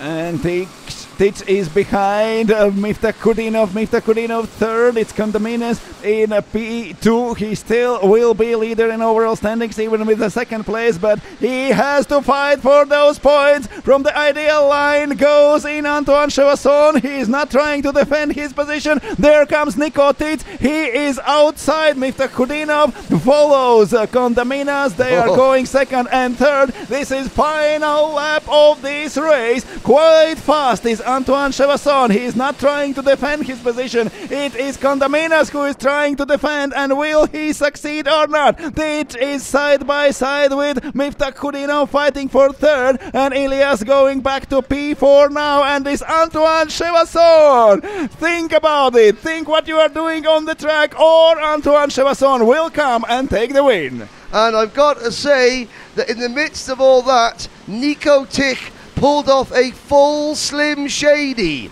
on Ilyas Miftakudinov. What do I mean by a full Slim Shady? He went round the outside, round the outside. That is what we call it in the UK. He pulled off a full Slim Shady at I will have 16. to write it down later. That's a full Slim Shady. And do you know what? That is the 6th win of the day for France. Win number 6 for France. And it's a 1-2 finish. Thomas Condominas takes the lead in the point standings, but only half the Sprint Cup drivers have finished their last heat race. Let's look at that. Teak in third, Miftakudinov in fourth, Victor Wota from 12th on the grid to 5th. Tovenin, Stuckler, Suoninen, Yamaguchi and Ahmed Al-Sisi your top 10. There is Janan in P11, Salon 12, and Edward Jr. in 13, Lungu 14th, Karmo Kerb comes home in P15, then Herto, Corsi, Gambola, Olo, Leduc in P20, then Pichler, Christopherstown in P22, then Youssef, Otters and Turanek. But in overall standings, it's Thomas Condominas finishing second in this race and taking the lead overall with 81 points. Thomas Condominas is leading overall standings now. We still have 2 groups in the Sprint Cup category. We have only half of the drivers have raced in a third heat today. But anyway, Thomas Condominas is leading with 81 points. Andres Leipniks and Horian Van Wees are second and third, tied on 79 points. It's 75 for Victor Vota. He is 4th overall now. Antoine Chevasson with this win goes in overall standings up to P5. A very quick reminder to all drivers here. The driver parade is after the last round of heats. Do not leave the circuit. Do not leave the circuit. You must attend the driver's parade. Please do not leave the circuit. And get ready for parade after the races. Get your best overalls, your best face expression, and get ready for parade. Now some highlights from this race. The fight for the first 4 positions was amazing. It was Antoine Chevasson with a great drive in a penultimate lap, going to the lead and holding this lead, just using the drivers at the front, fighting too aggressively, and it is Antoine Chevasson who took the win by 1.2 seconds, and that brings him up to P5 in overall standings, just behind Vota, Van Wees, Leibniz and Condaminas.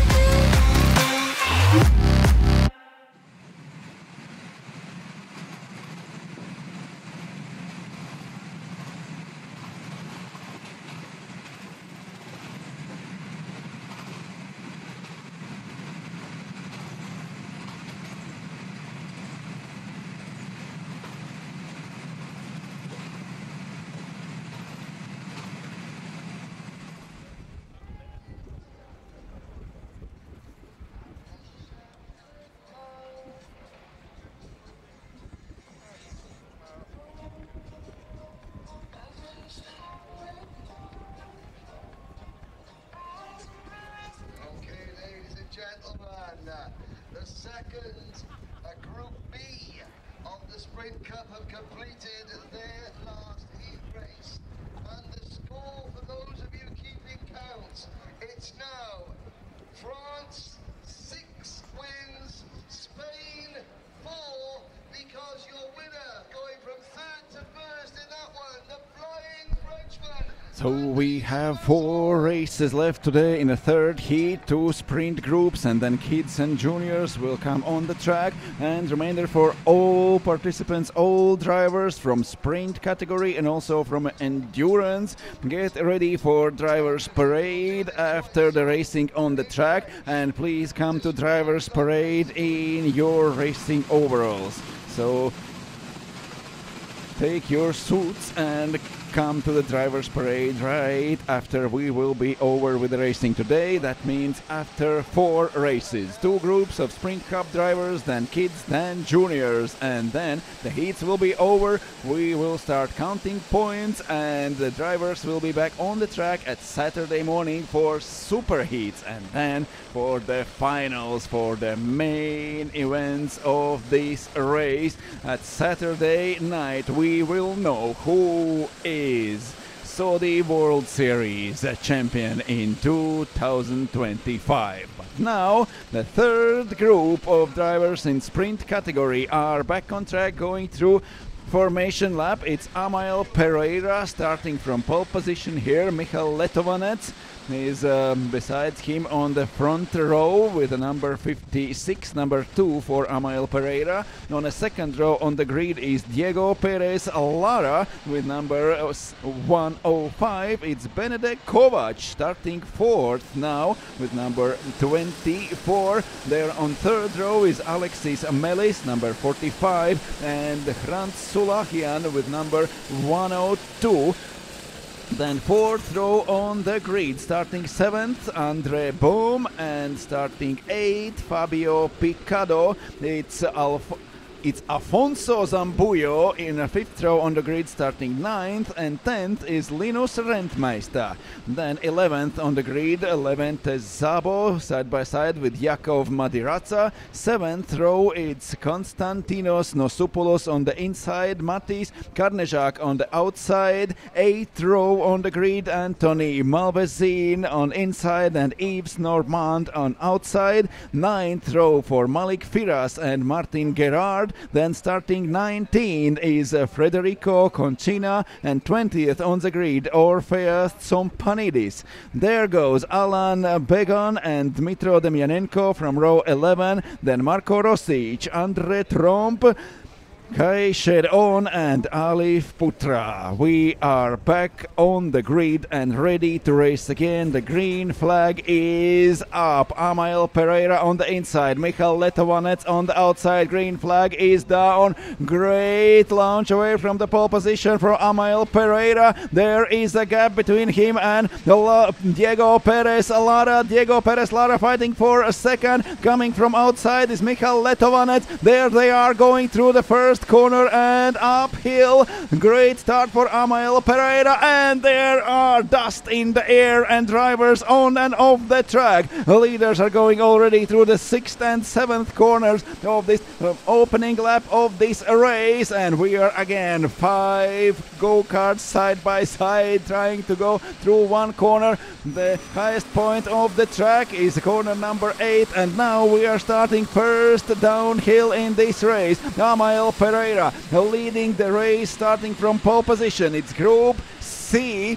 It's Group C in a third heat today. It's a last chance for all of those drivers to get their points and qualify in front for the super heats. Now Thomas Candaminas, who we saw in a previous race, is leading by 81 points, and who will be able to score more from this race. There they are, Amael Pereira fighting with Letovanec and Diego Perez Lara. It seems it's Diego Perez Lara now driving second and trying to get in front. The first lap is done. We are going through the starting straight, and the leading pair already has a gap for 0.7 seconds behind them. It's Pereira and Diego Perez Lara leading now. Alexis Melis got great start and now is running third. Michal Letovanec is a fourth. Levente Zabo up to P5. Then Kovac, Zambuyo, Böhm and Nosopoulos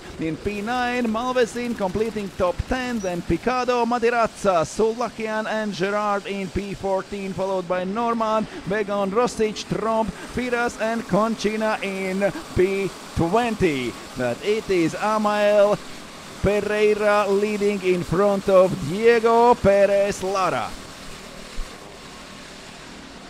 Alexis Melis getting through, letting through Michal Letovanec. Letovanec now up to P3.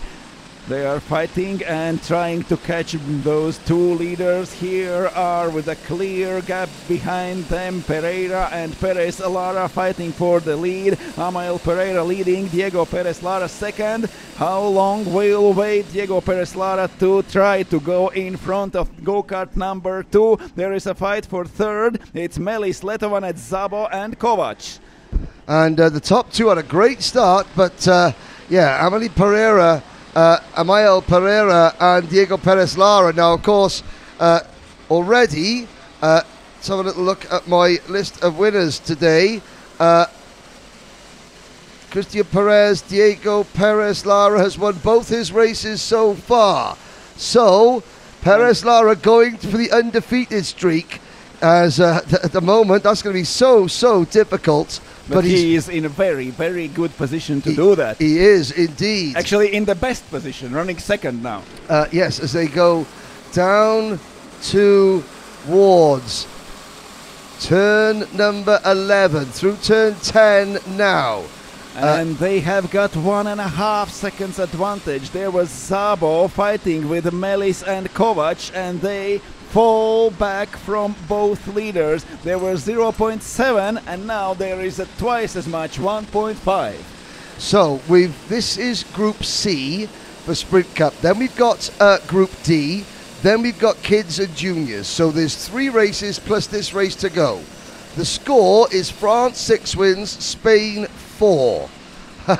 And the score for Diego Perez Lara, even with a finish in a second place, gives already 6 points advantage in overall standings.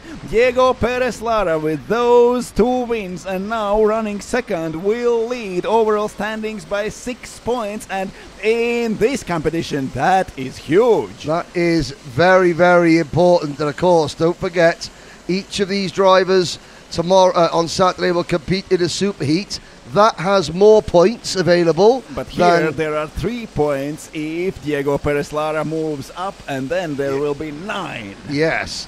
So there's more points in a heat race available in the superheat, and even more points available in the main event, the final itself. Looking down the order now, Andre Trump up into 20th for Aruba. He missed his opening heat race because he forgot what group, or he got mixed up with what group he was in. So he is looking for Aruba to fight and gain some good ground. Firas from Jordan runs 21st. And at the back of the field, it is Kai Shen from Malaysia running in 25th and last at the moment. But still plenty of time to go in this one. And 4.5 minutes remaining. And also plenty of time between second and third place drivers. How long Diego Perez Lara will wait there in a second place? They already have more than 2 seconds free air behind them. There is Zabo up in P3, but he is 2.3 seconds behind Pereira and Perez Lara. How long will wait Diego Perez Lara to fight for the win? That will give him extra points. Here is the fight between Kovac and Letovanec. Letovanec just got in front of Melis, but now fighting with Kovac. He is losing ground, and Melis coming back together with Malvesin and Zambuyo. Zambuyo moves up to P6, Melis 2, Kovac still holds P4, but Levente Zabo is third. Can he reduce the gap of 2.3 seconds till the both leaders, which we are watching now here going through turn 12 and up the hill? It's Amael Pereira still leading the race, but Diego Perez Lara is right behind him. There is quite lonely in a P3 now. Levente Zabo, 2.2 seconds till the leaders, and almost a second behind Zabo is Kovac. Kovac still fourth, Alexis Melis up to P5, followed by Malvesin, Zambuyo and Böhm, and Nousopoulos is at end of first 10. So, new fastest lap, Diego Perez Lara, race leader, 1 minute 23.300. That's obviously not as fast as the 122.985 we saw earlier, but it doesn't. Lap times are irrelevant now. Someone asked, do they refuel the karts after every race? No, they don't. We have breaks during each race so that the karts are all refueled together, so that the fuel level in each kart remains, virtually the same. Pereira, Sabo, Melis, Kovac, Malvesin, Afonso, Zambujo, then Letovanic, your top 8. Let's bring in the Boom, Andre Boom and Picardo, your top 10. And Diego Perez Lara must have been quite sure about his speed. He went in front with 3 minutes to go. That is a lot to race. And now Amael Pereira is right behind him. Can Diego Perez Lara pull away such a move? They had 2.3 seconds behind them. Now they have 3.2 seconds behind them. There was the vast space behind them, and Diego Perez Lara could wait longer and attack on the penultimate or last lap. He did that 3 minutes before the end of the race. Yeah, so he knows that he feels confident that whatever Amael Pereira throws at him, but he can defend easily. Don't forget, he's done this in 3 different karts. He has been in a different kart every single race. These are the Honda 390 about engines. This track. Yes, indeed. Yeah, these are the Honda GX390 engines. The juniors and the kids are in Honda GX160s. But can Amael Pereira fight back? There is still half a minute to go, plus 1 lap. We are still racing, still a long way to go. Diego Perez Lara is in front, but he is not pulling away from Amael Pereira. Pereira is still there. They are pulling away from everyone else. There is a lonely Levente Sabo in a 3rd place, and then comes Kovac, Malvesin, and Melis. But there are the leaders. And as we are approaching end of the time of this race, is pulling away Diego Perez Lara. They are 5 seconds before the end of the race, going over the finish line once more. So 2 laps remaining, and Diego Perez Lara has a 0.5 seconds advantage. That is a huge gap, actually. That is right. You are right. That is a big lead.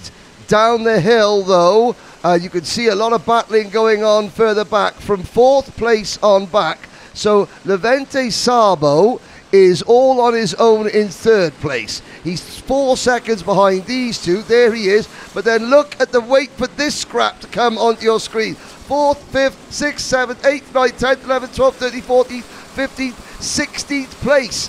That is Kovacs, Malvesin, Melis, Letovanek, Zumbojo, Nusapoulis, Bohm, Picardo, Normand, Maderazza, Guerard, Carnejak, and Bigon. That's actually, it's a usual scene on the track. Unusual is Zabo running alone. Alone, yes. 73, that's Anthony Malvesan. He is a driver. I think he has just managed to get to nearly the head of the group. In fact, I think he is now up into 4th position. Yeah, Malvesan. Melis is next. Then it is the number 87 of Afonso Zumbojo.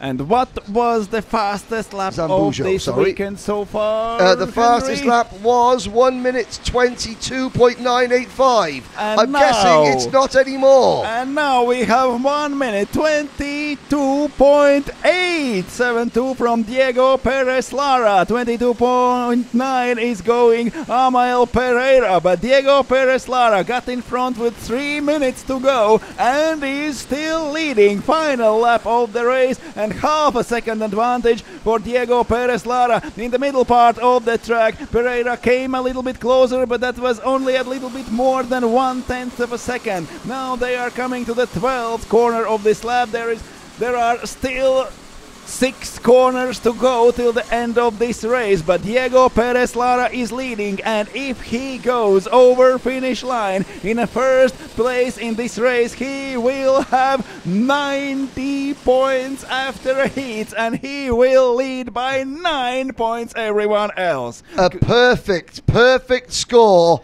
for Diego Perez Lara. This isn't even his home track. He qualified at the Circuito Henacart. Now, I don't know where that is. I'm imagining it's not too far, but Diego Perez Lara, the checkered flag again. What a result. Amael Pereira, second position. Levante Sabo finishing in third place. And Levante Sabo with this third place gets 6th overall. So he moves into P6 at the moment. Afonso Zambujo, P5. Malveson, P6. Picardo, P7. Another strong result for the KCR Karting Quebec team. That is the number 8 kart of Yves Normand. He finishes in 8th position. Kovacs is 9th. Nusapoulis, Boom, Carnajak, Begon, Girard, Maderazza, your top 15. Consina was 16th. Sompadidis 17th. Rosic 18th. Andre Trump in the top 20 in 19th. Ahead of Henat Saluhain, then Letovanek, Kai Shen, Rentmeister, Demianenko, and Firas. Already, Diego Perez Lara is pulling out. I mean, he can now afford to maybe finish third, maybe in third, fourth in the superheat, and still be leading coming into the final. What a day! And it's now 5 wins for Spain, 6 wins. Let's have a look at the start, because Perez Lara started third. He made a good start. Oh, there was smoke, and there was all sorts of action. Crazy first lap. This is the top of turn number 6. This is 5. This is turn 6, and that in the Michael Schumacher-esque crash helmet, tribute crash helmet. That was a little bit of old school Michael Schumacher driving there over the curbs and elbowing his way through. I couldn't see who that was. The number 56. Michael Letovanek getting a 5-second penalty. There's a bit of communication from Levante Sabo, who eventually was able to take third just before. Oh, that's why the number 56 had a penalty. Cutting the corner, clattering into somebody. Yes, there he goes again. But Perez Lara taking the lead, and Amael Pereira just could not do anything about it.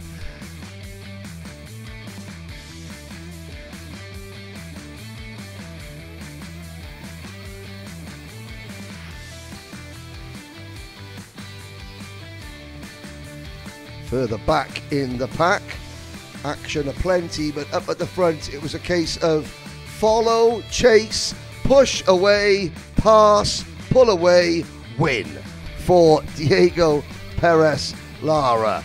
3 out of 3 for the Circuito Henacart entered driver. And that means that he is guaranteed. Well, is he guaranteed? I believe so. However, in the next heat, we have Christian Perez starting third. Christian Perez has won his first 2 heat races, so he could tie Diego Perez Lara at the top of the point standings.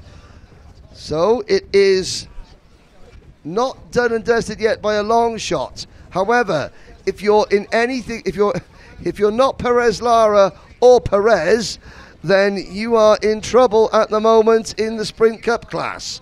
We'll be back very shortly with the last Sprint Cup race of the day.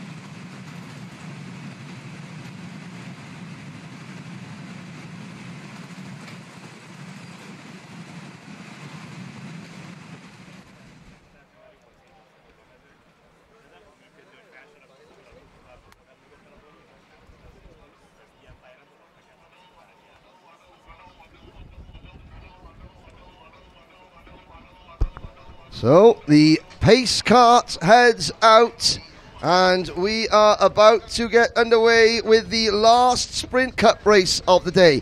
It's not the last race of the day. We've still got 2 more heats. We've got kids and juniors to go. Can I just remind everybody at the circuit, do not leave the circuit.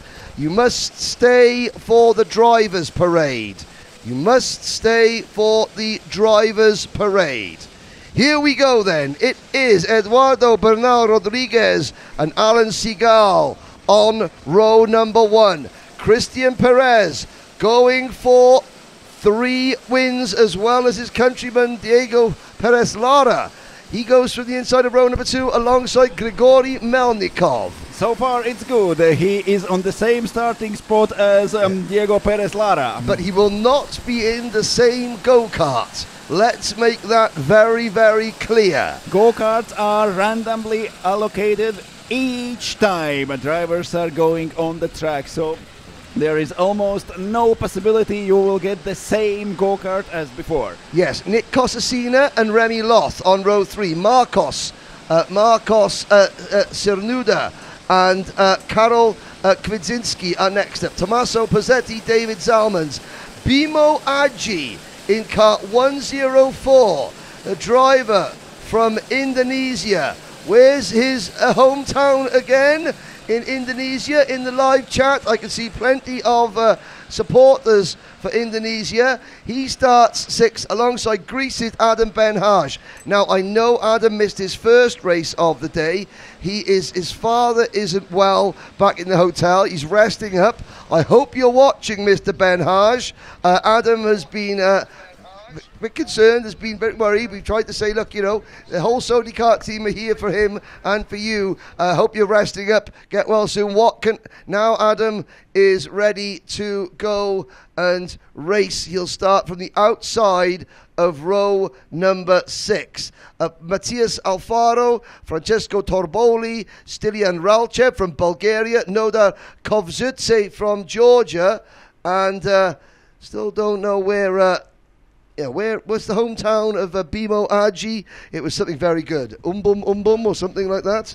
We'll see. But he's certainly got the most support here. Croatia represented a little bit further down the field. Stepan Jankovic alongside Aurelian Ferry from Denmark, Quentin Janin, Anthony Brakal, Simon Dalsicki, Sam Hines from Australia.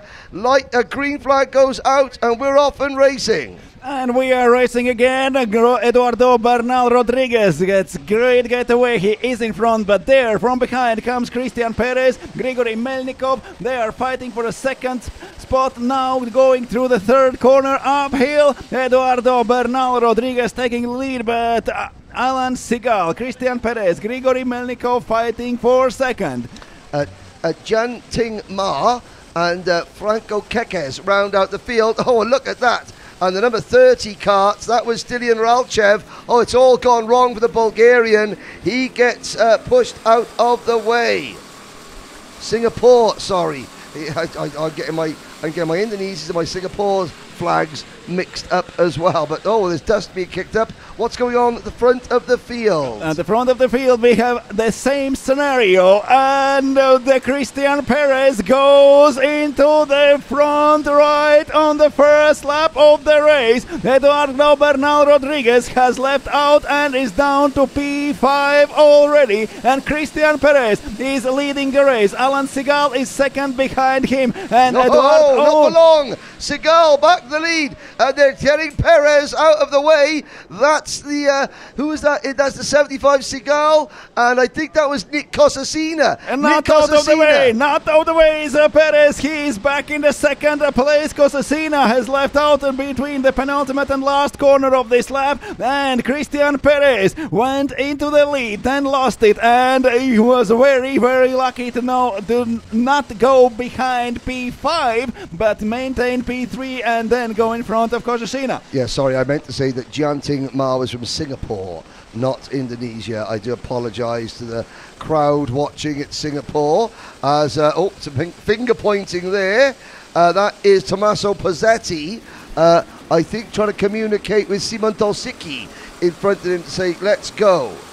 Now it's Alan Seagal and Christian Perez fighting for the lead. Perez got back in a second. Remy Loth now in third. Bernal Rodriguez in P4. Cernuda up to P5. And Košenina now is only sixth after a short fight with Christian Perez. Yes, he was aggressive, was Nick Košesina, but the double former junior cup champion then was on the receiving end. He was aggressive, and then he was he gave the aggression, then he received the aggression, and it cost him several positions. And what does think Christian Perez now? He is back into second position. He in a first lap went for the lead, and that did not work out very good. Now he is well back in the second place. He is pushing forward Alan Seagal. There are two of them with a very, very slight advantage over third placed Remy Loth. Unfortunately, Bimo Agi's 11th place start, he was caught up in that first lap, and he has dropped to 23rd. So Indonesia lets out a collective sigh of disappointment. Can he move back up the order? Ralchev is also back into the top 20. Košesina is down to 18th. It's all gone wrong for Košesina.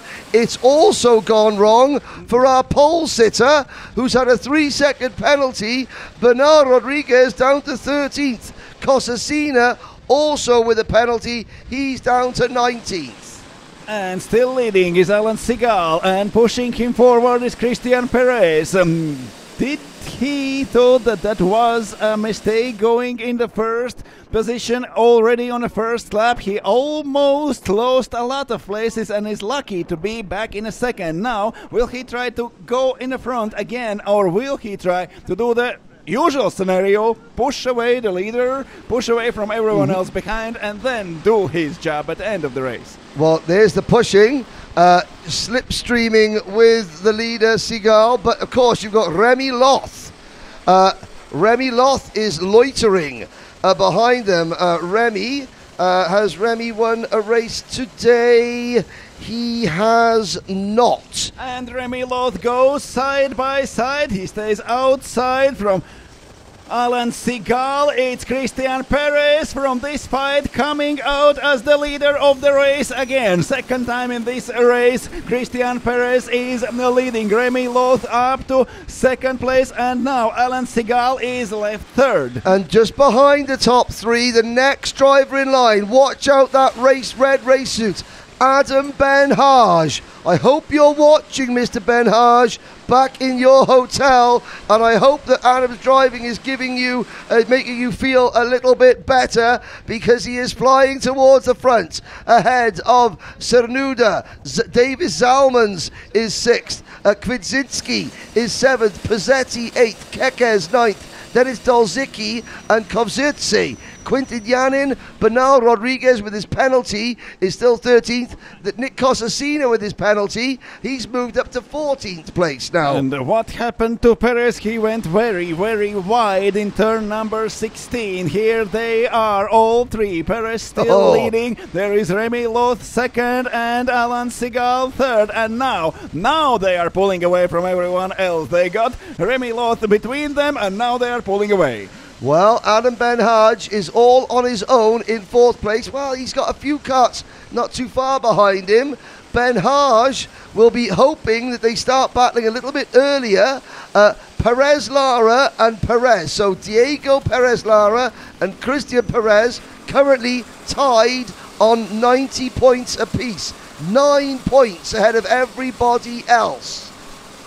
Now leading is Christian Perez. Davis Zalmans moves up to P6 behind Cernuda and Ben-Haj. Ben-Haj is in P4 and he is closing in. Remy Loth now is third. There was one fight more between top three drivers. Loth now is third. Seagal up to second, and that cost them those tenths of a second. Was Ben-Haj behind them. Now Ben-Haj has almost joined those three at the front. Kart skins, first and third.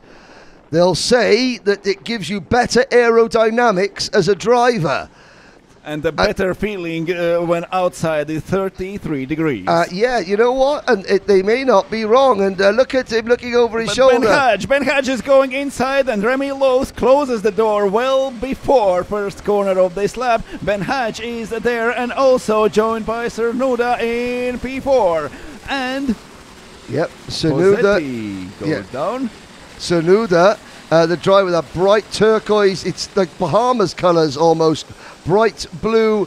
It's the colours of the region from Spain, the north region of Spain that he is from, as he is finally showing some real good pace here. 5 at the front, Spain, France, Greece, Spain and Latvia. David Salmans has just joined the top 5 drivers. Here comes Ben Hadj. Sorry, Gertz. Ben Hadj sticks it to the inside, and Adam Ben Hadj. And they went wide. David Salmans goes through. There is a fight for a P3 now. No, Salmans is behind. He went too wide too in this corner number 12. That is crucial corner before second uphill in this race. Salmans is 3 places down now. And don't count out Tommaso Pozzetti. Pozzetti in cart number 19. There he is in the white and luminous yellow race suits of the. He has caught this lead group as well. He's got momentum. Now the top 3 break away again. This time they broke it away with 90 seconds to go. The number 79 cart, that's Nick Cosacina. He has a penalty, and Seagal's also been given a penalty. So 3 seconds for Seagal. The drivers in second and third have both been given a penalty. Perez has just won this race, whether he crosses the line first or not. But he does not know it yet. He does not know about penalties, as the drivers behind him, they are fighting on the track for each inch of this tarmac. And there was a slower driver there coming back onto the circuit. I don't know what the situation was there. This does mean that it is Remy Loth is running second, even though he is 4th on the road. Ben Hadj is 3rd. Pozzetti is 4th. Cernuda is 5th. Salmans is 6th. Seagal 7th with his penalty. Cosacina 8th with his penalty. And we have almost 10 fastest drivers within 3 seconds, so those 3-second penalties are quite harsh in these circumstances. We have black flag for Kovziridze. Kovziridze gets black flag from P13. Now, mate, why was it? Was he the driver going slowly, cruising back to the pits after the black flag, I wonder? He stayed out of the way of the leader. Yes, he's going very slowly. He's 10 seconds slower than everyone else in the middle sector, but he just set the fastest time in the first. Maybe that was because he went off the track. He missed half the track, that's why. A 17-second first sector. 27 for everyone else. Yes, so very great time for Kovziridze. Yeah, that's why he's been black flagged and is out of the race. So this is the battle for second position at the moment. However,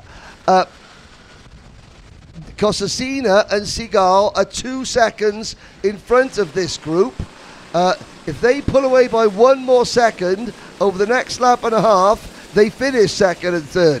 Well, Perez, I mean... And he's showing to Perez, move, go faster. Yes. Maybe he knows about those 3 seconds. There is already 3.09 for Alan Seagal, who is classified second, but is driving on the track only 4th. Down the main straight, Perez looks over his shoulder. We begin the final lap. Seagal, Cosacina pushing him along.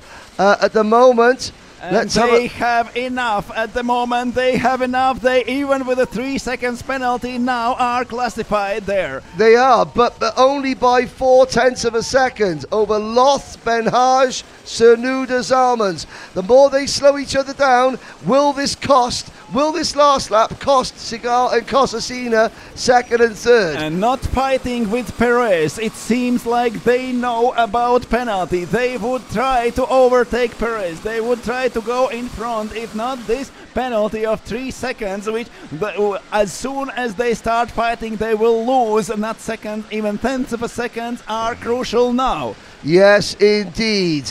And yeah, it looks as though maybe they probably realise, oh, okay, they've got their phone. I wonder if they've got timing and scoring on his phone as Segal. I've never seen that before. Do they have a time to look at the phone and the timing now? I think they might do. If they see their numbers, that's why Segal is not even trying. I wonder if he's got his phone on the top of his steering wheel there, strapped down. It's got live timing and scoring. He knows he's got a penalty.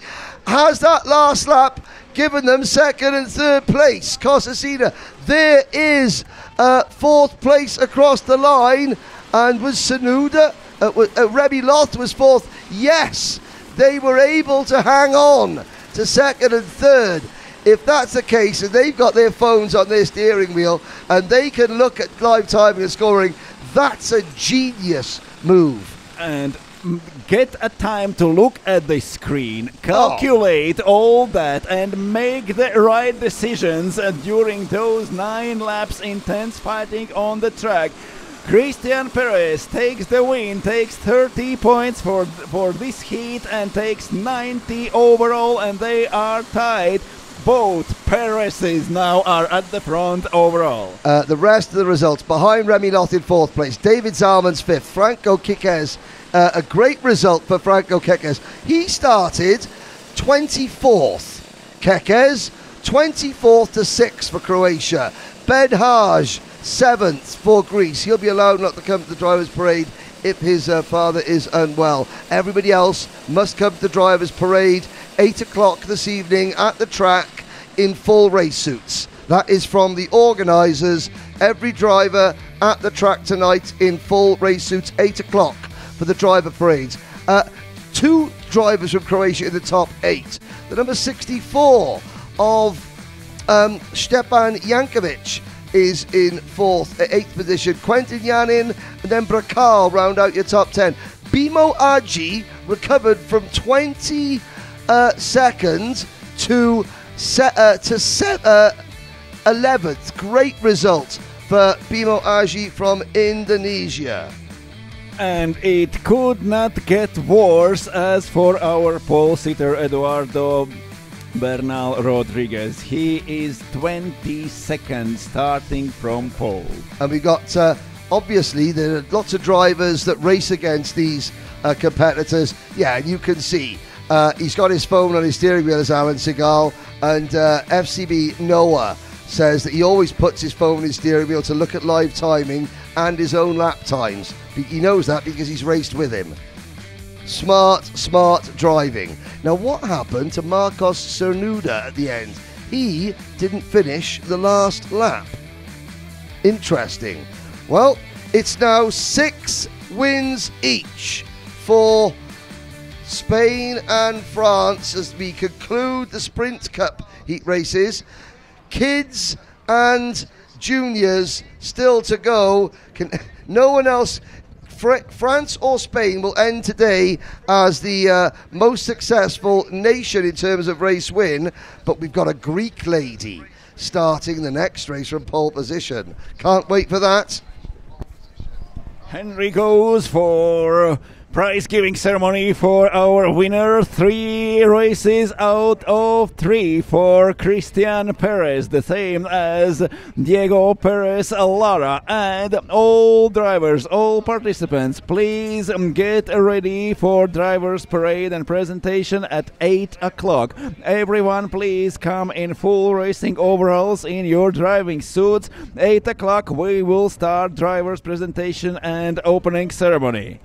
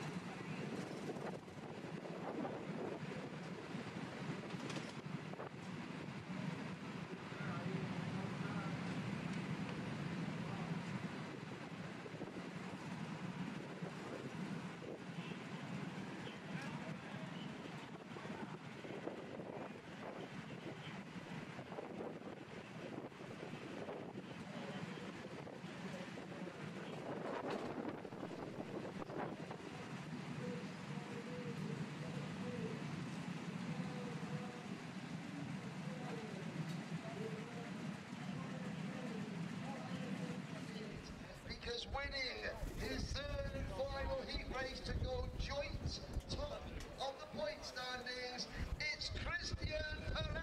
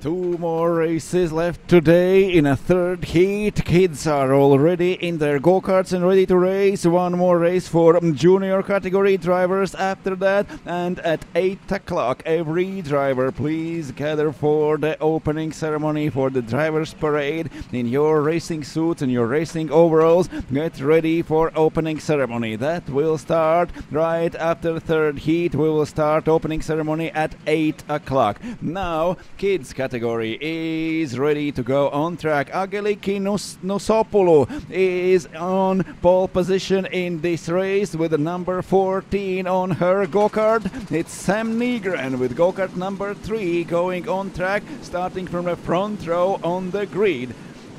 From second row, it's Jokubas Kaminskas and Enzo Biselia. Then Kotaro Asanuma starting fifth, and Kazuki Yamada from sixth. It's Rodrigo Kakers on the fourth row on the grid together with Jude Padfoot.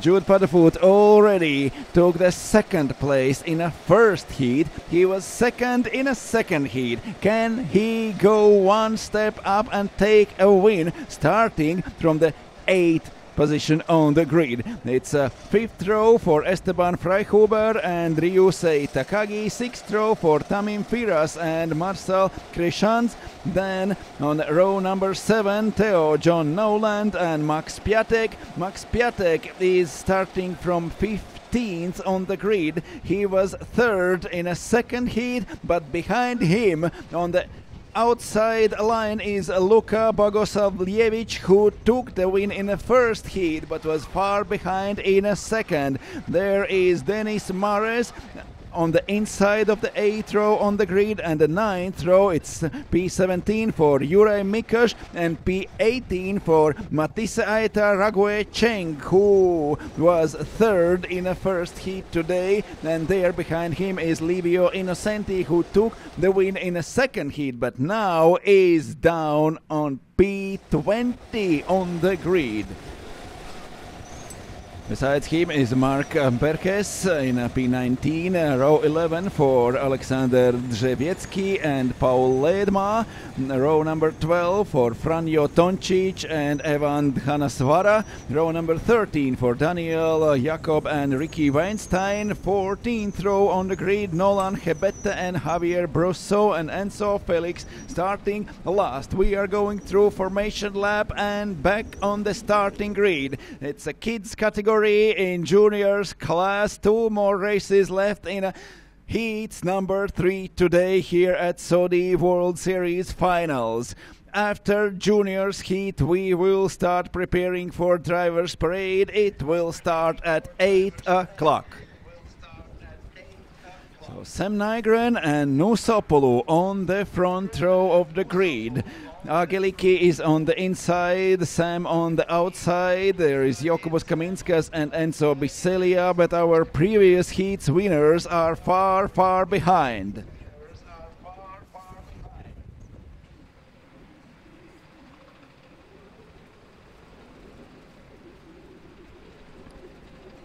The last rows coming to the grid. Also, the winners of the previous races are far behind in 14th, 16th, 18th, and 20th positions on the grid now. The green flag goes down. It's Angeliki Nusopoulou taking the lead. Sam Nygren doing everything to get into one file. He gets into the 4th place. Now there is Enzo Biselia. He stays outside during first corner, but still manages P7, now fighting for P8. But Angeliki Nusopoulou does everything perfect there at the front and taking advantage of her starting from pole. And Angeliki is leading the way now through the 6th and 7th corners already. Those are the crucial corners during the first lap. We have seen many crashes here, but now Angeliki is leading. Sam Nygren lost a few places at the start. Then Kaminskas and Biseglia fighting further back. It is the first lap of the race, the last heat for kids category. Angeliki Nusopoulou stays outside and has lost first, has lost second. There is a fight between 11th and 12th corners on the track. This short track in the middle part, this short straight in the middle part of the track is a very, very great way to overtake. Biseglia now is in front of our pole sitter Angeliki Nusopoulou.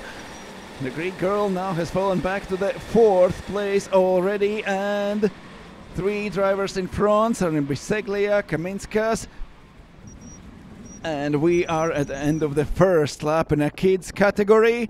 Nusopoulou took the great start, but then lost positions after the 11th corner. The exit of that is crucial in this inside straight. We are over the finish line, and the first lap completed in this race. It's Asanuma leading. It's number 29 at the front now. Kotaro Asanuma started from P5 and now is leading this race, followed by Kaminskas, Biseglia. Nusopoulou is down to P4 and Jude Padafoot is only 5th. Ricky One Time is up into P24 from 26th on the grid. Our pole sitter, where is Angeliki Nusopoulou? The answer is she is in P4, and there is Angeliki. She's lost another place there as she goes into turn number 12. We're on lap number 2 now, and Japan looking for their second race or the day. Angeliki Nusopoulou, it seems like she had to find something in this corner number 11. She is losing their places. She lost first 3 places in the first lap, next 3 or 4 places in the next lap. There is something wrong with the corner number 10 or corner number 11 for Angeliki Nusopoulou. Down towards turn number 15, breaking away at the front. Asanuma, Kaminskas and Biseglia. The top 3, Nusopoulou, Angeliki, there she is in the blue and white there. She's getting roughed up a little bit. Obviously maybe not happy with the car. A little bit of frustration building. Oh, there's a lot of frustration there. And she's lost a ton of positions. I know her mum and dad are watching from the top of the VIP room. But still for Angeliki, I was speaking to her father. When she came to Paris, first of all, she was last. When in Slovakia, she was 20th. Last year, she was running in the top 10. This year, she got pole position. Yes, so she's progressing a lot. But up at the front, there are your 2 leaders. Asanuma and Kaminskas. Kotaro Asanuma leading the race after taking the lead in the first lap. It's Jokubas Kaminskas following closely. Jokubas Kaminskas and Kotaro Asanuma pulling away. There is 0.8 seconds already in front of Enzo Biseglia. Biseglia running third in front of Jude Paddefoot. Jude Paddefoot just got the P4. He is moving up the ranks. Jude Paddefoot started 8th, was 5th after the first lap, now is up to P4. Jude Paddefoot took the second places in both previous heats, and now can he get this one more step up? You know, you could lead the points, you could win this entire event without winning a race in total. You've got to be consistent. You've got to stay out of trouble. At the moment, Paddefoot has a 9-point lead over Marcel Piatek. Even in fourth place, he Yeah, has Max Piatek, 9-point sorry. lead over Max Piatek. Yeah, so there he is. There is Bishalia going around. There is Paddefoot. And then you have the pink crash helmet of Sam Nygren being chased by driver number 26, Kazuki Yamada. Yamada goes wider through the corner number 5, but that's not enough to overtake in front. Sam Nygren, they are fighting for P5. Jude Paddefoot is through and now is chasing top 3 drivers. Jude Paddefoot is 4 seconds behind leader and 1.8 behind Enzo Biseglia in P3. Now look at this. This is the good battle. This is fourth. You're looking at third, fourth, and fifth. That's Sam Nygren, in 2, 4, 5th position. In fact, has Sam Nygren just passed Jude Paddefoot? Oh no, sorry, that's ahead of. He's just chasing Paddefoot. There's Nygren with number 26 Yamada right behind him. Piatek is chasing. So is Rodrigo Kekas. So is Juraj Mikosh, and so is our race winner, Luka Bogoslavjevic. And is looking back over his shoulder, Jude Paddefoot, but he is pulling away and closing the gap to the third place, Enzo Biseglia. There were 1.8, there now is 1.6, no, closer to 1.7, but anyway, Jude Paddefoot is faster than Enzo Biseglia. Can he catch top 3 drivers? Biseglia is losing already 3 seconds to Kaminskas and Asanuma, so Biseglia is pretty much all Paddefoot can get this race. And if it goes from bad to worse for Agaliki Nusapoulou, she's dropped to 22nd place from pole position. You have to imagine that her head's gone a little bit. She's frustrated. It's still better than in a previous race. Yeah, but you can imagine for Bernal Rodriguez. You can imagine just how disappointed and frustrated she is. When she got pole yesterday, I gave her the trophy, and the smile just went from ear to ear. She just didn't stop smiling. I've never happiest driver I've interviewed this weekend. She is progressing. She will be progressing. She will be. We Yes, will she will. hear about her still. Yes, she will. Now, Lithuania haven't had a pole position or a race win this year. Can Jokubas Kaminskas, the driver from the Baku Kartodromas in Monday, Baku, is it Baku? Baku Kartodromas in Monday. No, it's Bachunu. Bachunu Kartodromo. Baku is in Azerbaijan. It's something sorry, different. I was getting my It's a few thousand kilometers, but just okay, just a couple of thousand. No, nothing big. It's Bachunu. Bachunu. Well, Bachunu. Hope you're watching, because Kaminskas is hoping to have a Bachunu on the back bumper of Asanuma's go-kart coming around turn number 5 down towards turn 6 and through turn 7. They are 5 seconds in front of Biseglia and Paddefoot. Then, with the fastest lap of the race, Yamada's got past Nygren for 5th. And here comes Kotaro Asanuma and Jokubas Kaminskas fighting for the lead. And it is Jude Padafoot closing on Enzo Biseglia. There were 1.8, then there were 1.6. Now there are 0.8 seconds. Jude Padafoot is losing to Enzo Biseglia. He is closing, and third place is pretty much all that Jude Padafoot can still fight in this race. There are also, as Henry said, almost 5 seconds advantage for Asanuma and Kaminskas. Padafoot is catching Biseglia and getting him. He will get more points and will be even 10 points in front of everyone in overall ratings. Through turn number 16 go the leaders. And look at that clear track.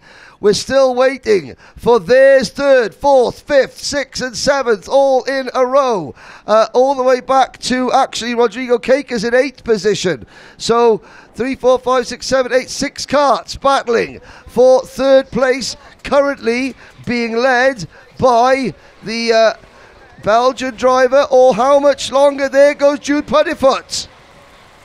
And here is the fight for the lead. It's Kotaro Asanuma, Jokubas Kaminskas. We are running out of the time. The clock hits 0 and we have this and one more lap to go. There is a fight between Kotaro Asanuma and Jokubas Kaminskas. Still no overtaking moves for Kaminskas. Oh, Biseglia in the number 6 cart has lost a couple of positions. He's been passed by Yamada, by Padafoot, and I think he's been passed by Nygren as well. It's Padafoot who brought troubles for Biseglia. Yep, indeed, they started battling, and that has Max Piatek currently is second in points with 76 points. Yamada 72 is third. Nygren will be fourth. Kaminskas will be fifth. Kaminskas though will gain a couple of points and gain a couple of places if he can find a way past our leader, driver number 29,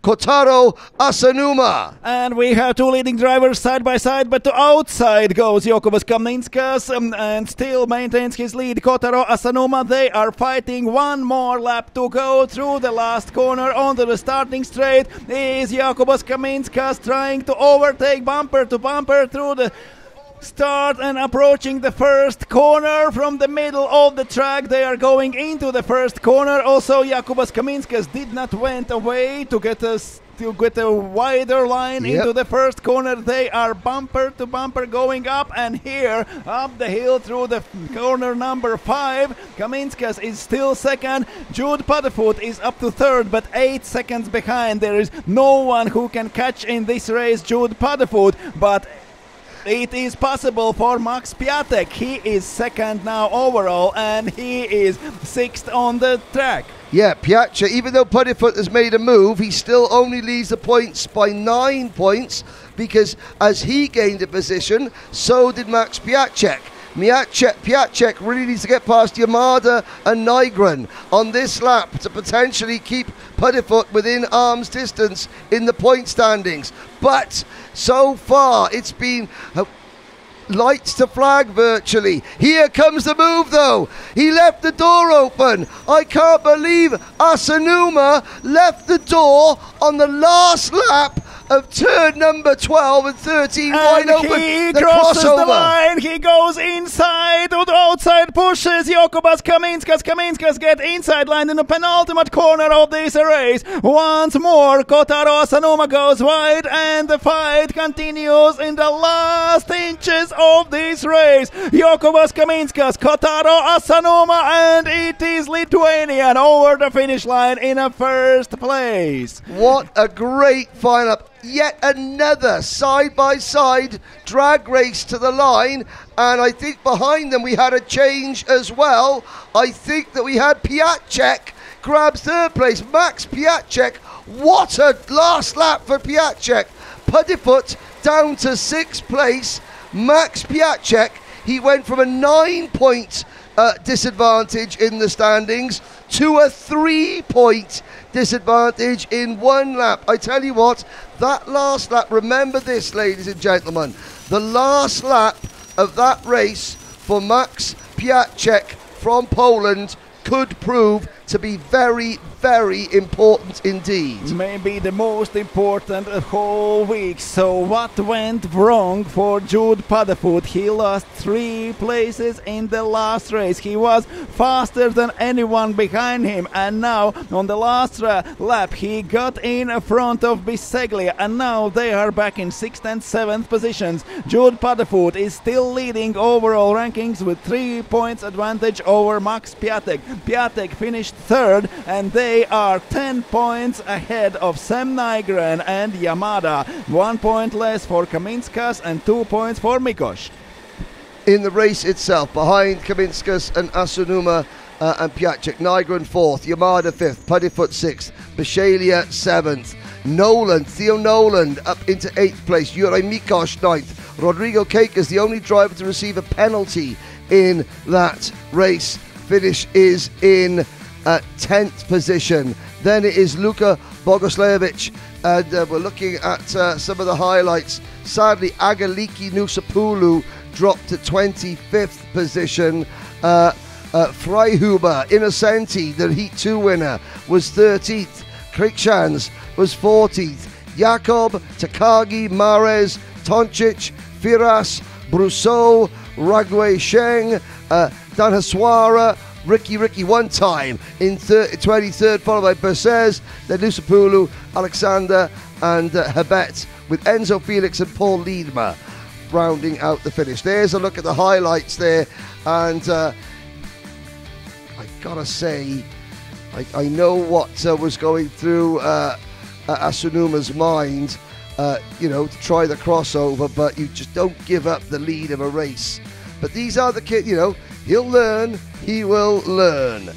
And Lithuania become the 10th different nation to win a race today. And it means that we go into the very last heat race of today, which will be Heat 3 for juniors, with Spain and France tied at 6 wins apiece. We'll get to, who could possibly, and hey, there are lots of people there. So Mark Beltran starts 2nd for Spain in this next race, and Vladimir Bruno starts 4th for France in this next race. This is going to be a tasty one. Please, once again, all drivers, do not leave the circuit. The drivers' parade at 8 o'clock tonight at the circuit. Please be in your race suits. You will be on the stage with your flags. It's very important that we have drivers here from every nation. We have got 53 of them. And if Ian Anderson's translator is here as well, please could we relay the message to Ian Anderson, who of course is profoundly deaf, to stay and be part of the presentation. We want to see him carry the Faroe Islands flag onto the stage.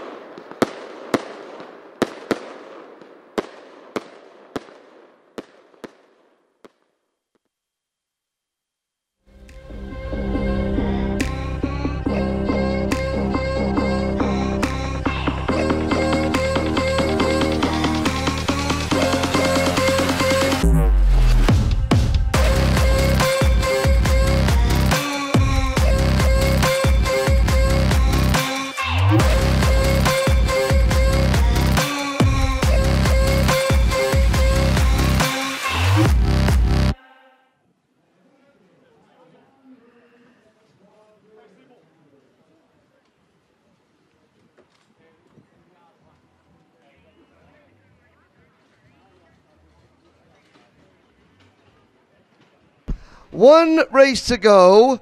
As we're getting underway, we can see one of the drivers heading to the circuit now is Christopher Giustizieri. Christopher Giustizieri. Mr. Giustizieri, I would have a look in your pocket and see if you have a small piece of plastic card not there anymore. Luckily, it's been handed into the Sodi Kart tent before myself, Kurt Teamrots, and the lads at Apex Timing have a little spending spree on Amazon. So, Mr. Giustizieri, please go to the Sodi Kart tent to retrieve your credit card. Giuliano, we'll have an ice cream for our service to not make thieving your money. Okay. Tomorrow, the 12-hour endurance starts at midday local time, and it runs, obviously being 12 hours, it runs until midnight. But we've got one heat race to go today. It's the last race for juniors. William van Leersum will lead the field to the line. Mark Beltran will start second. Theo Di Vincenzo and Vladimir Bruno, third and fourth. Then Michelle Walters, Sofia Gaborikova, Joao Lucas Santos and Peter Fabry, Mario Matias and Ivan Kopchev. There's William van Leersum in his Mumbai Falcons race suit. That's the team he drives for in two-stroke Rotax racing. Kuba Dwiernicki, Emil Forker, Lina Pichler, Taiga Nakahara, Christopher Giustizieri, whose dad is now running towards the Sodi Kart tent to retrieve his credit card that he left somewhere. Igor Polak, Mario Sarapulo, Aaron Gurgeli, Putzizieri, then Maxim Dremin, Maximilian Sovic, Louis Hutter, Kristaps Tennis, Ottilia Grandberg, Roman Curtis starts 24th. He has won both races so far. Jules Girard, Sebastian Sasek, Timothy Kushniruk, Elias Agato and Oscar Vedlin. It means something went terribly wrong in a Q3 yesterday for Roman Curtis. What's the point situation as things stand, Gertz? The Roman Curtis is our leader in junior heat results. He has 62 points. It's 6 points more than Hutter and 10 points more than Dvernitsky. Matthias is fourth with 51, 46 for Polak, and Sarapulov is 45. But Roman Curtis now is starting from 24 on the grid. Also, Louis Hutter, who is second in the standings, is just in front in 21st position on the grid. Louis Hutter was third in a previous heat. Now he's starting 21st.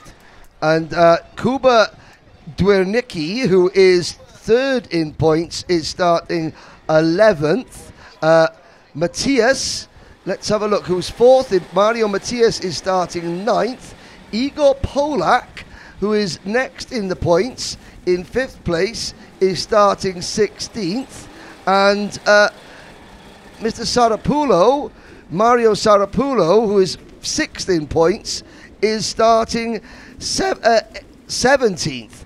This class is about to be blown wide open, I feel. There are different leaders in previous races, and we have Roman Curtis, the only one who has been in top 3 in previous races. Everyone else, there are different drivers. Now Michael Walters is the best starting second place owner, best starting podium owner. So he's finished second earlier on. Yes. And he is starting 5th. Yeah, so no he one is not in top 6 in overall ranking, so first race went. And William van Leersum had a good run in the first race as well, I seem to recall, but was then back in 20th in the last race. They're looking at each other at the front row. They're trying to look at that. That's tactics. Let's run. Don't push. Let's run. Yes, and William van Leersum not really responding to Mark Beltran's request by the looks of it. And the green flag is up, it goes down, and we are racing again. A junior category, last race today in heats. It's William van Leersum pulling away, and it goes well for Mark Beltran. It seems like this is the thing he wanted to tell William van Leersum. Go away, I can get second. And I've got to say, look at that. 2, 4, 5 drivers, 6 drivers, all single file through turn number 1. That's the tidiest we've seen all day. Now coming into turn number 5, they go a little bit crazy. And who was that? I think that might have been in the red race suit, number 20 possibly, João Santos, making an aggressive move. 4 wide at the back of the field. Of course they are. And the first lap of race has started. William van Leersum is leading with his number 24 on his go-kart. Great start for William van Leersum, and enough gap behind him right on from the grid for Mark Beltran to take second. Can they run away from everyone else and work out between them who will take the win? We've got lots of people supporting Belgium, Theo Betenzo, lots of people supporting the Netherlands, Michelle Walters. Portugal have got plenty of support online. So has our Hungarian driver, Aaron Gurgeli Putsatseri.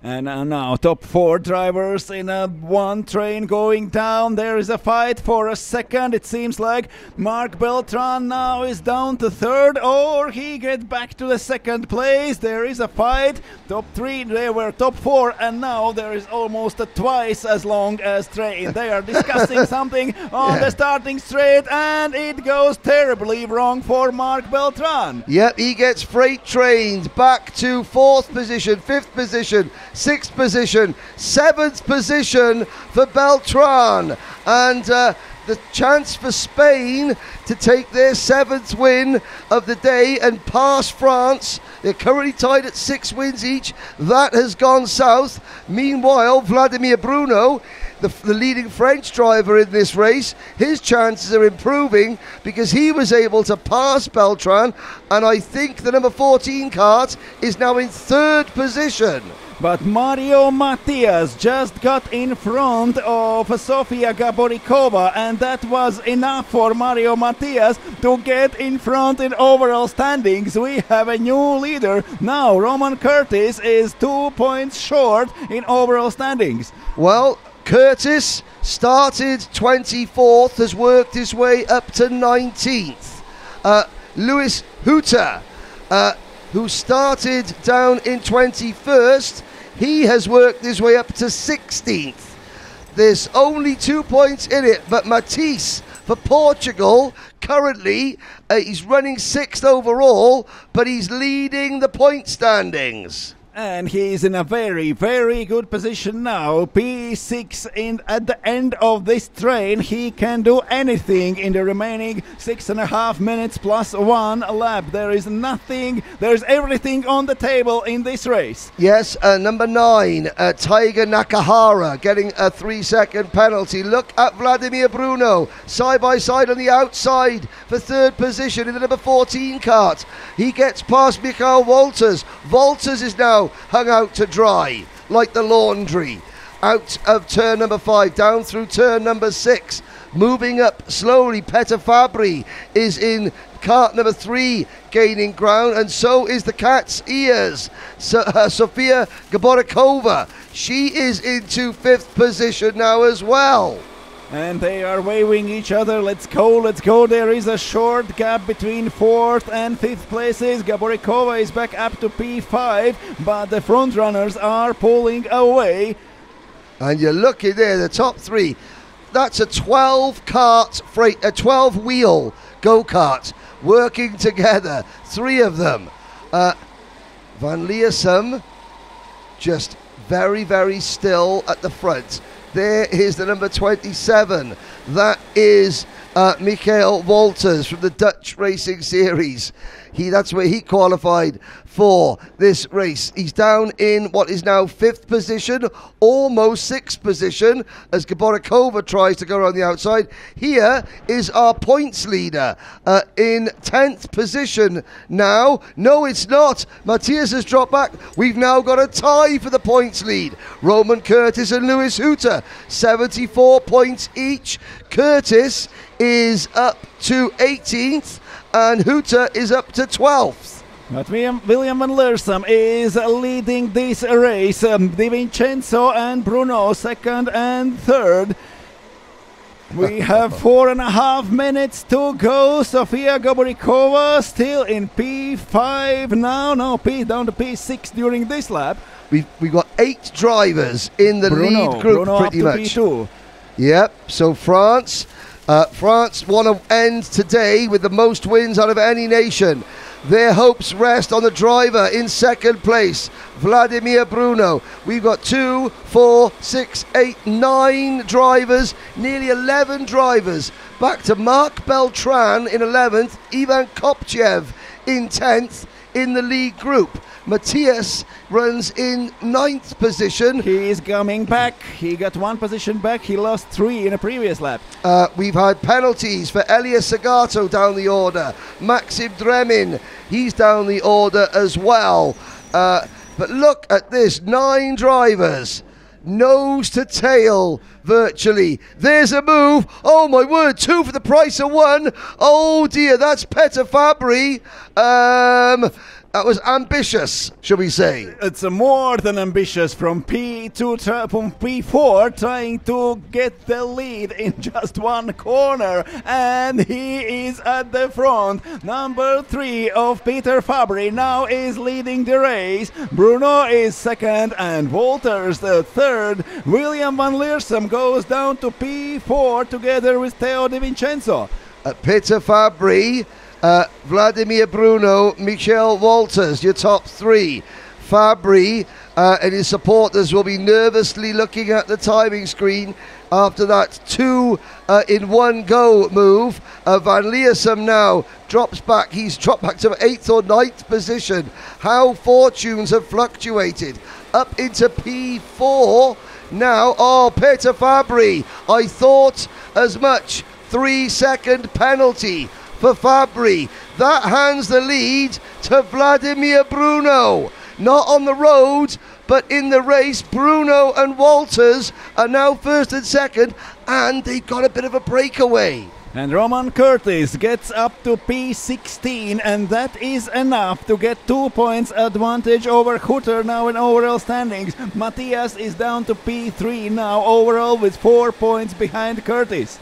And Hooter is running 12th, but he's over a second behind. There's another move. Walters now into the race lead. Well, there's probably a lot of Spanish fans down in the paddock area cheering for Michel Walters, because if Walters beats Bruno, then Spain are tied with France on 6 wins. If Bruno, they're both going to draft past Peter Fabry. Look at that. Doing just that, like managed that before, and they are past both and goes down from 1st to 3rd, Bruno.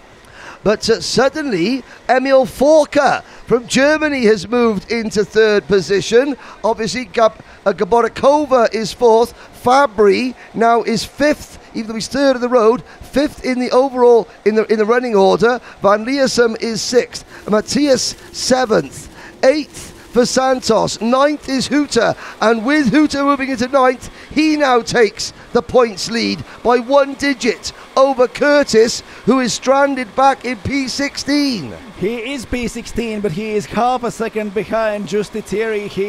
There is only 0.2 of a second for Polak in front, and Theo Di Vincenzo is 1 second in front. So there is a lot of work to do for Roman Curtis. He still can get the lead after this race. Yes, so the Netherlands leads with Michel Walters, Bruno second. Fabry is trying to push these 2 away so that he finishes 3 seconds.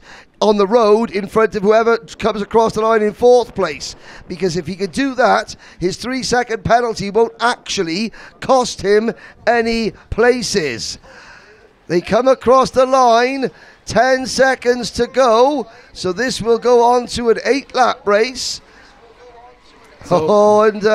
Defending his Walters, that's not going to help Peter Fabry. Peter Fabry saying, no, come on, go, go, go.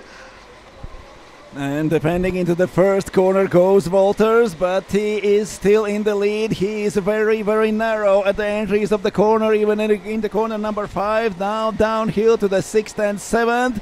The order remains the same. Walters is leading, Bruno 2nd, and Forker is 3rd. What will happen in less than 2 laps? This is penultimate lap of this race.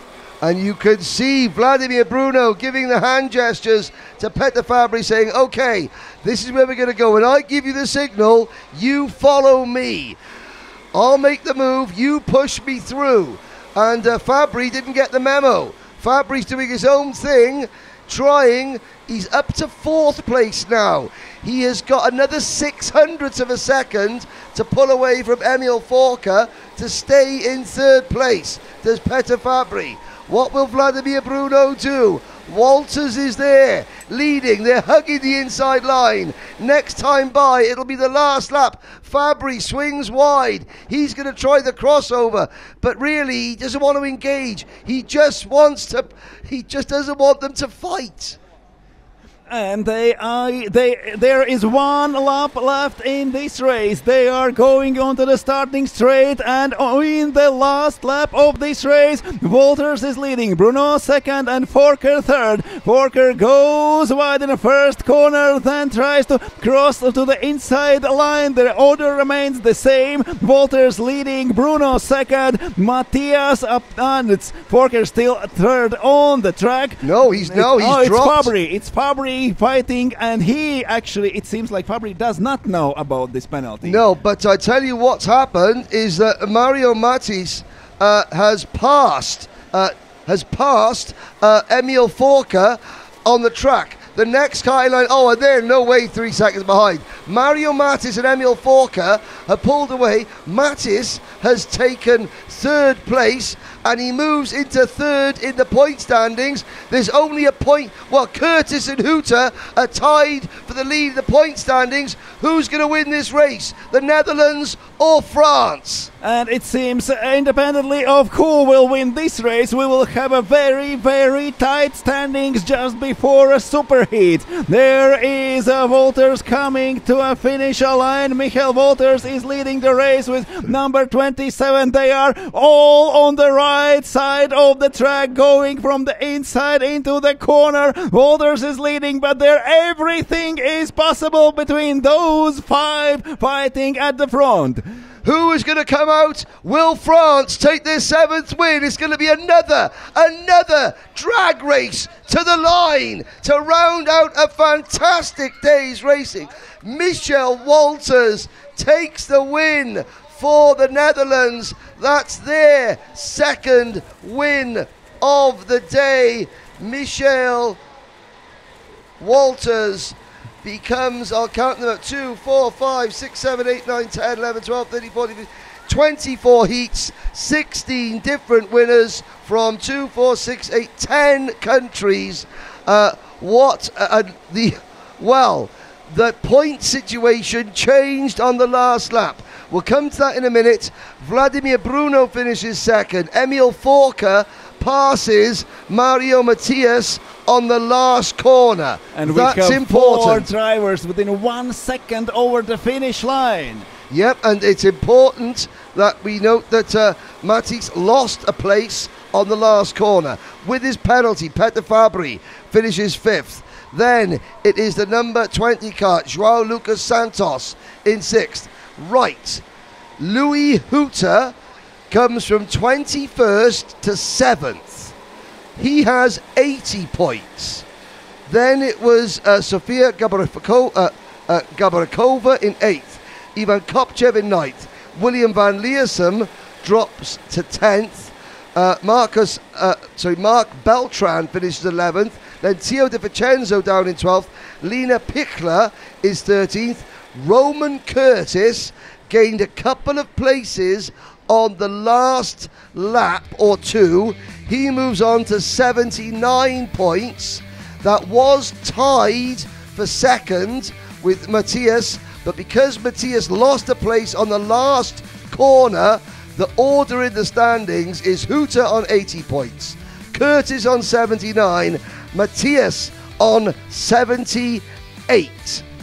And Walters taking the win in this race goes up to P6 in overall standings. There are 17 points there. Walters is short on Hooter in overall standings, but anyway, he is in top 6. Dvernitsky maintains P5 in overall standings. Forker is 4th, Matthias 3rd, and top 3 drivers separated by only 2 points after 3 heats of this day.